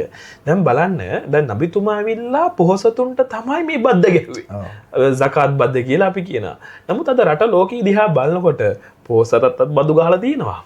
දුප්පතටත් බදු ගහලා තියෙනවා. අනිත් එක ප්‍රශ්න තියෙන දැන් කාලේ වෙන්නේ දැන් බදු කියන එක මේ පොහොසතාගේ සමාජයට අය කරන්නේත් නැහැ. එයාලා දේශපාලන මිත්‍රකම් අර මේවත් එක්ක නීතිය නැමිලානේ නීතිය නැවෙනවා. දුප්පත් මිනිස්සුයකින් තමයි ඒවටත් බදු ගහන්නේ අන්තිමට. අනිත් එක අපේ බදු සල්ලි වලින් රජයේ නිලධාරීන් ජීවත් වෙනවා. ඒගොල්ලන්ට පඩියක් දෙනවා. අපි වැඩක් පලක් කරගන්න ගියපුවාම රජේ උන්ටත් අපි මොනවද කරන්න ඕනේ? පගා දෙන්න ඕන. නබිතුමා කිව්වා පගා දෙන කඩේට මොනවද කිව්වේ? ගන්න එකටත් ශාප කරා, දුන්න එකටත් ශාප කරා. ඇයි? ඒ කාලවකවාන එහෙම අවශ්‍යතාවයක් නැහැ නේද? අනිත් එක ඒ ක්‍රමය නබිතුමා බලන්න ඒ කාලෙම තහනම් කරා කියන්නේ නබිතුමා දන්නවා මේ ක්‍රමය කිසිසේත්ම මේ යහපත් පාලනයකට සුදුසු වෙන්නේ නැහැ කියන්නේ. සුදුසු වෙන්නේ නැහැ. මොකද මෙහෙම පුරුදු වුණොත් මිනිස්සු ඒ සමාජයේ ජරා ජීර්ණ වෙලා යනවා. ඒ පද්ධතියම කඩා වැටෙනවා. දැන් ගෙවල් වලට කුණු ගන්න ආවත් ඒ මිනිස්සයාට රුපියල් 100ක් දුන්නේ නැත්නම් අපේ ගෙවල් වල කුණු ටික එහෙමම පල් වෙනවානේ. දැන් බලන්නකො සමාජ මිනිසුන්ගේ ආකල්පයේ මේ වෙනසක් තමයි ඇති කරන්නේ නිසා නීති වලින් හැම දෙයක්ම කරන්න බෑ. නබිතුමා ඒකනේ කරේ. දැන් නබිතුමා අපි දකින්නේ මක්කාව තුලේ අවුරුදු 13ක කාලය තුල නබිතුමා කරේ ඒක තමයි. මිනිස්සුන් ආකල්පයේ වශයෙන් හැදුවා. ඒ කට්ටිය වෙනස් කරා. දැන් ඒ කට්ටිය හිටපු දැන් මෙහෙමනේ අපි හිතන්නකො දැන් ලකුණු 50ක් ගන්න ළමයි ටිකක් අරගෙන ඒ ළමයි ඔය ලකුණු 75 80ට ගේනවා කියන එක ගුරුවරයෙක්ට මහ ලොකු දෙයක් නෙවෙයි.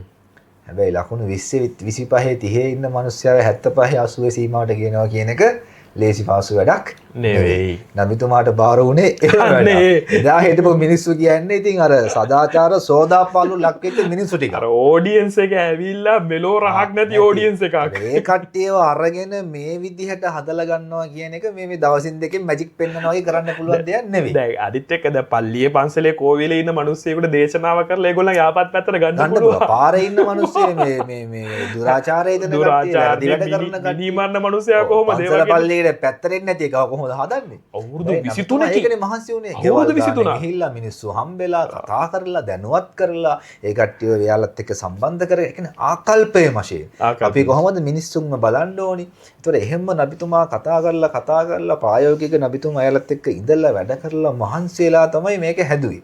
එහෙම ආකල්පයේ වෙනසකින් තමයි නබිතුමාට ඒ ප්‍රායෝගික නබිතුමා අර හීන දැකපු සමාජයේ නබිතුමා බලාපොරොත්තු වෙච්ච ඒ පරමාදර්ශී සමාජයේ නබිතුමාට මහ පොළොව තුල සාක්ෂාත් කරගන්න පුළුවන් වුණේ. ඊළඟ කාරණය තමයි දේශපාලන පලි ගැනීම. දේශපාලනයට කවුරු හරි බලයට ආපුවාම මොනවද කියන්නේ වැඩේම ඉතින් පරණ පලිගන්න එපා. දැන් සමාජය තුළ අපිට අහන්න ලැබෙන හොඳම වචනේ තමයි දේශපාලන පලිගැනීමක් මේක කියලා කියනවා. නමුත් නබිතුමාගේ ජීවිතය අරන් මම පොඩි බාධාවක් කිව්වා. නීතිය ක්‍රියාත්මක වෙන්නේ අර දේශපාලන හිතවත්කම් සහ විරුද්ධකම්. Tamanට නීතිය ක්‍රියාත්මක වෙනකොට දේශපාලන පලිගැනීම හැටියටපත් වෙනවා. බලන්න නබිතුමාගේ ජීවිතයේ අපිට හොඳම උදාහරණයක් තමයි නබිතුමාගේ බාප්පා හම්සා. මෙයාව මරපු ඒ කාන්තාව නබිතුමා මක්කම ජයග්‍රහණය කරපුලා චක්‍රවර්තී කෙනෙක් හැටියට එයාව පලිගන්න තිබුණා. ඕනතරම් අවස්ථා තිබුණා. පලිගත්තේ නෑ. ඒ වගේම තායිෆල්ට ගිය වෙලාවේ නබිතුමා ඉතිහාසය අරන් බලපුවාම කොච්චර ගල් ගහලා ලේ වැගිරෙන විදිහට පොඩි ළමයිව පවා තියලා සෙරප්පු වලින් ගල් මුල් වලින් ගහලා අපහාස වැගිරෙනවා. ලේ වැගිරෙන තත්ත්වයටපත් කරා. දැන් නබිතුමා දැන් මේක හරිය දැන් ෆතහ මක්කා ජයග්‍රහණයෙන් පස්සේනේ Tamanගේ බාප්පා වෙනුවෙන් පලිගන්න පුළුවන් කියන මේ තත්ත්වයක් තිබුණේ. හැබැයි නබිතුමා එහෙම දෙයක් කරේ නැහැ. හැබැයි අර වෙලාවේ දේදූතයෙක් හැටියට පත් වුණාට පස්සේ ඒක මගේ දේශපාලන නායකයෙක් හැටියට පත් වෙන්න කලින් මක්කම සමාජය තුල නබිතුමාට ඔහොම අසාධාරණයක් වුණු වෙලාවේ සුරදූතවරුන් ඇවිල්ලා අහනවා අපි මේගොල්ලන්ව විනාශ කරන්නද කියලා. නබිතුමාට හොඳ අවස්ථාවක් පලිගන්න. නමුත් නබිතුමා කිසිම අවස්ථාවක පලිගත්තේ නැහැ. නබිතුමාට මිනිස්සුන්ගෙන් පලි අරගෙන නබිතුමා කිසි දෙයක් බලාපොරොත්තු වෙන්නේ. නබිතුමා එහෙම මිනිස්සෙක් නෙමෙයි. එහෙම නායකයෙකුත් නෙමෙයි. මොකද පලි ගැනීම වලින් මොකද්ද අන්තිමට ලැබෙන්නේ අපිට? නබිතුමාට අවශ්‍ය වුණේ ඒක නෙවෙයි. නබිතුමා කිව්වෙත් මොකද්ද? මේ මිනිස්සු මාව පිළිගත්තේ නැති වුණත් ඊට පස්සේ එයාලගේ පරම්පරාවේ මිනිස්සු හරි පිළිගනී කියලා. ඒතර අද වෙනකොට මේ ප්‍රදේශයේ ඉන්න හැමෝම නබිතුමා පිළි අරගෙන ජීවත් වෙනවා. ඒතර නබිතුමා දුර දැකපු විදිහ දුර දක්න නුවණ. අනිත් ඔය මක්කමා ජයග්‍රහණය වෙලාවේ කියන 10000ක් මිනිස්සු එක්ක නබිතුමා මක්කාවට එන්නේ. එතකොට මක්කාවේ හිටපු මිනිස්සු බයෙන් වෙවුලගෙන හිටියේ. ඒ කියන්නේ අපි මේ ඒ කියන්නේ මහා දසවද දීපු මිනිස්සෙක් නෙමෙයි. ඒතර අපි මේ ලොකු බලයක් අරගෙන ඉන්නේ 10000ක් එකගෙන එනවා. ගහලා බැනලා අපහාස කරලා යාගේ සහගාමීන්ව මරලා දාලා ඉදිරිපිට නබිතුමාගේ ඉදිරිපිටම නබිතුමාගේ සහබාරුන්ව මරලා දැම්මනේ. යාළුවන්ව. එතකොට එහෙම දරදඬු විදිහට දඩුවම් කරලා ඒ සමාජයේ පීඩාවටපත් කරපු කට්ටියක් තමයි දැන් මක්කාව ජයග්‍රහණය කරන් දෙන්නේ. ඒතර ඒ වෙලාවේ මිනිස්සු බයෙන් හිටියා. මේ පාරට දැන් නබිතුමා නම් අපෙන් පලි ගන්නවා අපිට අනිවාර්යෙන් නබිතුමා දඩුවම් කරයි කියලා. හැබැයි නබිතුමා මක්කාවට ඇතුල් වෙලා නබිතුමා මොකද කරන්නේ? ෆාන්තුම් තොලක. ඔයාලා හැමෝටම අද නිදහස්. ඔයාලා කිසිම කෙනෙක්ගේ ඒතර නබිතුමාට හිරිහැර කරපු නබිතුමාට ප්‍රශ්න දාපු අබූ සුෆියාන්ලා කොයිතරම් ප්‍රබල මිනිස්සු හිටියා. සමහරු කිටිය හදා යවමුල් මල්හමා කියෝ මේක ලේ වගුරුවන දවස කිව්වා. නබිතුමා දැන් අද ඇවිල්ලා හැම එකාගේම මේ පලි අරගෙන හැම එකාටම දරදඩුවම් දීලා විනාශ කරලා දායි කියලා හිතුවේ. ඔව් නබිතුමා කිව්වා හදා යවමුල් මර්හමා ආදරය දක්වන දවස කිව්වා. නබිතුමා ඒ කියන්නේ ඒකේ තියෙන මාර හරිම ලස්සනම දේ නබිතුමාට එහෙම දෙයක් නබිතුමාගේ හිතේවත් තිබ්බේ නැහැ. නබිතුමා එහෙම පුද්ගලිකව පරිගැනීමක් කිසිම අවස්ථාවක කරලා නැහැ. නබිතුමා හැම කෙනාටම සමාව දුන්නා. ඒත් රාජ්‍ය නායකයෙක් වශයෙන් මේ සමාව දීම තුළ නබිතුමා ගැන බොහෝ පිරිස් පැහැදීමක් ඇති කරගත්තා. එතකොට ඒක තමයි මම හිතන්නේ රාජ්‍ය නායකයෙක් වෙනකොට ආගමික නායකයෙක් විශේෂයෙන්ම මේ දේශපාලන නායකයෙක් වෙනකොට අපි ගාව තියෙන්න ඕනේ වැදගත්ම ලක්ෂණයක්. මොකද පරිගැනීම වලින් මම හිතන්නේ අපිට අත්පත් කරගන්න පුළුවන් දෙයක් නැහැ. නෑ කියන එක. ඒතකොට මිනිස්සුන්ට ඒ සමාව දීමේ ගුණ කොච්චර ලොකු මග පෙන්වීමක්ද මේක අනාගතයේ. එහෙමනේ. දැන් අපි සාමාන්‍යයෙන් අපිට දෙයක් කරපු කෙනෙක්ගෙන් අපිට පරිගන්න බැරි වෙලාවෙ අපි කටවහන් ඉන්නවා කියන එක ඉතින් අපිට ඉතින් මොකද කරන්න බෑ නිකන් ඉන්නවා. බලේ නෑ අපිට. හැබැයි අපිට බලය තියෙනවා දැන්. ඕන දෙයක් කරන්න පුළුවන්. ඒ වෙලාවේ කෙනෙක් අර පරිගන්න පුළුවන් මිනිස්සෙක්ගෙනුත් පරි නොගෙන යාට සමාව දෙනවා කියලා කියන්නේ ඒක නම් ලේසි පහසු දෙයක් නෙවෙයි. ඒතර ඒ තරම් නබිතුමා අර මිනිස්සු ගැන ආදරයක්, හැඟීමක්, කරුණාවක්, දයාවක් එක්ක ජීවත් වෙච්ච මිනිස්සෙක්. පොඩි දෙයක් මට මතක් වුණා සාමාන්‍යයෙන් රටේ ලෝකයේ මොකක් හරි අනතුරක් රටේ සිද්ධ වෙනවා නම් රටෙන් ඉස්සෙල්ලාම පැනලා යන්නේ කොහොමද කියන්නකෝ. රටේ නායකයා. අන්න ඒකනේ තත්ත්වය. අන්න ඒක තමයි තත්ත්වය. බලන්න නබිතුමාට කොච්චර තාඩන පීඩනද ගැහුවා මරණ්ඩාවා ඒ කාල වකවානේ නබිතුමා ඉස්සෙල්ලාම මිනිස්සුන්ගේ දාලා හැමෝම යව්වා. ඕගොල්ලෝ යන්නේ මදීනාවට යන්න, ඕගොල්ලෝ යන්නේ ඇබිසීනියාවට යන්න හැමෝම යවලා නබිතුමා හිටියා. නබිතුමා හිටියා. නබිතුමා මේ ප්‍රශ්න වලට මුහුණ දුන්න බය නැතුව. ඒ කියන්නේ ඒක තමයි නායකයෙක්. නායකයෙක් කියන්නේ එයා ඉස්සරහට වෙලා ප්‍රශ්න වලට මුහුණ දෙන්න. හැංගෙන්න බෑ. බය වෙන්න බෑ. මිනිස්සුන් යවලා උඹලා ඵලයල් උඹලා මේව කරපල්ලා ගුටි ගාපල්ලා මම මගේ පාඩු වෙන්නම් කියන ඒ ප්‍රතිපත්ති නබිතුමා තිබ්බේ නෑ. අන්තිමේට මක්කමේ ඉඳන් සංක්‍රමණය කරෙත් එයා තමයි. අවසානයේ හැමෝම යවුවට පස්සේ හැමෝම නිරුපද්‍රිතව ගියාට පස්සේ තමයි අවසාන වශයෙන් නබිතුමා යන්නේ. ඒත් එක්කම දැන් මදීනාවේ රාජ්‍ය නායකයෙක් හැටියට පත් වුණාට පස්සේ යම් සද්දයක් සතුරු හමුදාවක් ඇවිල්ලා දෝ කියලා සහාබිවරුන් ඇලර්ට් වෙනවා. එතකොට මේ සහාබිවරුන් දකින නබිතුමාගේ යාළුවෝ දකිනවා නබිතුමා එනවා. නබිතුමා කියනවා කවුරුත් නෑ සතුරු ඇවිල්ලා නෑ. ඕගොල්ලෝ කියලා නිදාගන්න. ඒ කියන්නේ නබිතුමා වහාම ක්‍රියාත්මක කළා. අනිත් අයට ගන් ආවා යන්න මෙයා යන්න කියලා නබිතුමාම ගිහිල්ලා බලලා එනවා. ගිහිල්ලා බලලා ඇවිල්ලාගෙන සතුරු හමුදාවක් ඇවිල්ලා නෑ. ඒ කියන්නේ ඒ තරම් නබිතුමා අර මිනිස්සු ගැන කොයිතරම් හැඟීමෙන් සහ වගකීම් සහගතව කටයුතු කරාද කියන එක. අනිත් එක තමයි විශේෂයෙන්ම දැන් අපි මෙච්චර කතා කරනානේ. දැන් නබිතුමාගේ දේපල උරුමයේ සම්බන්ධව පොඩ්ඩක් කියන්නකෝ. අනිවාර්යෙන්. දැන් අපි හිතන්නේ දැන් සාමාන්‍යයෙන් මේ තාත්තා කෙනෙක්ගේ සල්ලි දේපල කියලා කිව්කොට මේ දරුවෝ ටික ඉතින් ඕකට ගහ මරා ගන්න එකනේ වෙන්නේ. මේක අපේ තාත්තගේ අරකයි මේකයි කියලා. ඒ අපි දකින්නේ නැහැ නබිතුමාගේ දේපල අර ෆාතිමා එයාගේ දුව.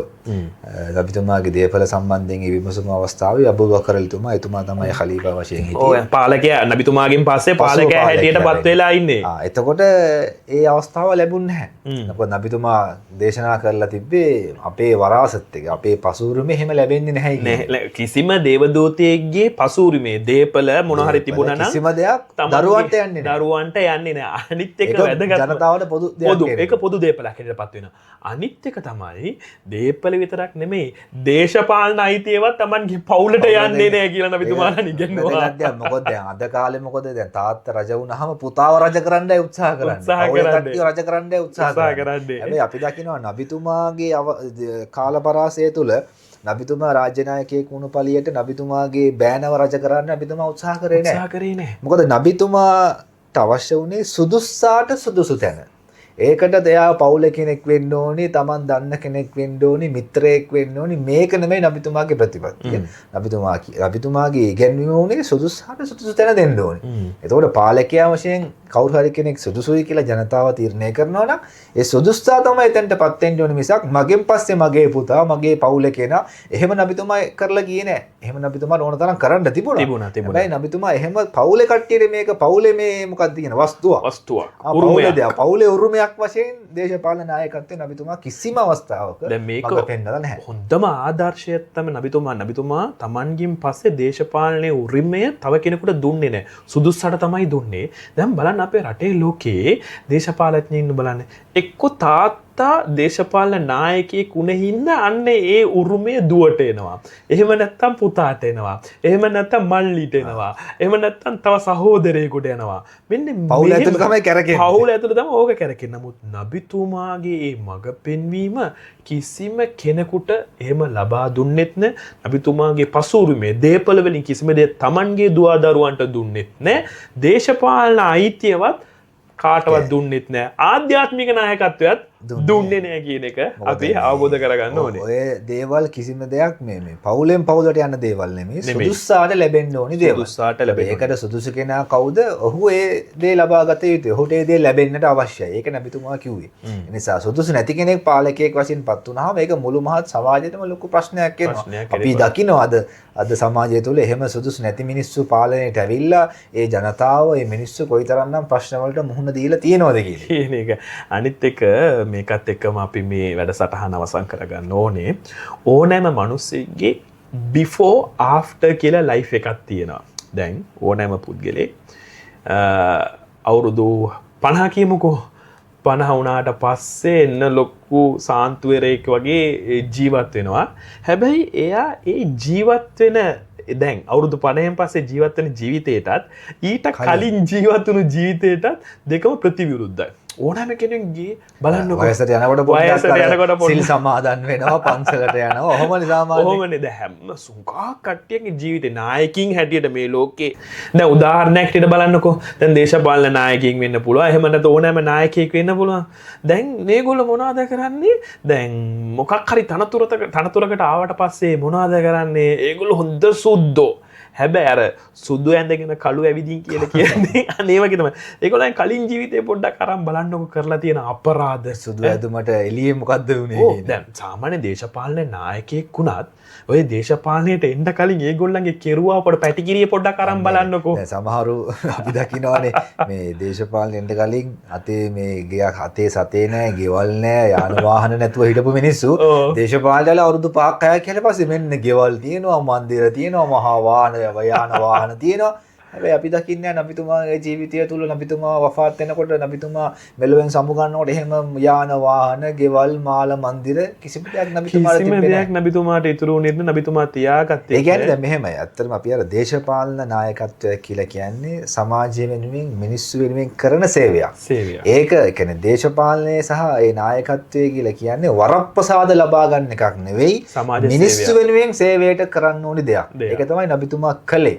නබිතුමා ඒකෙන් මුදල් හම්බ කරන්න ගියේ නෑ. නබිතුමා ඒකෙන් තමන්ගේ මේ පවුලට මේ සැප සම්පත් දෙන්න ගියේ නෑ.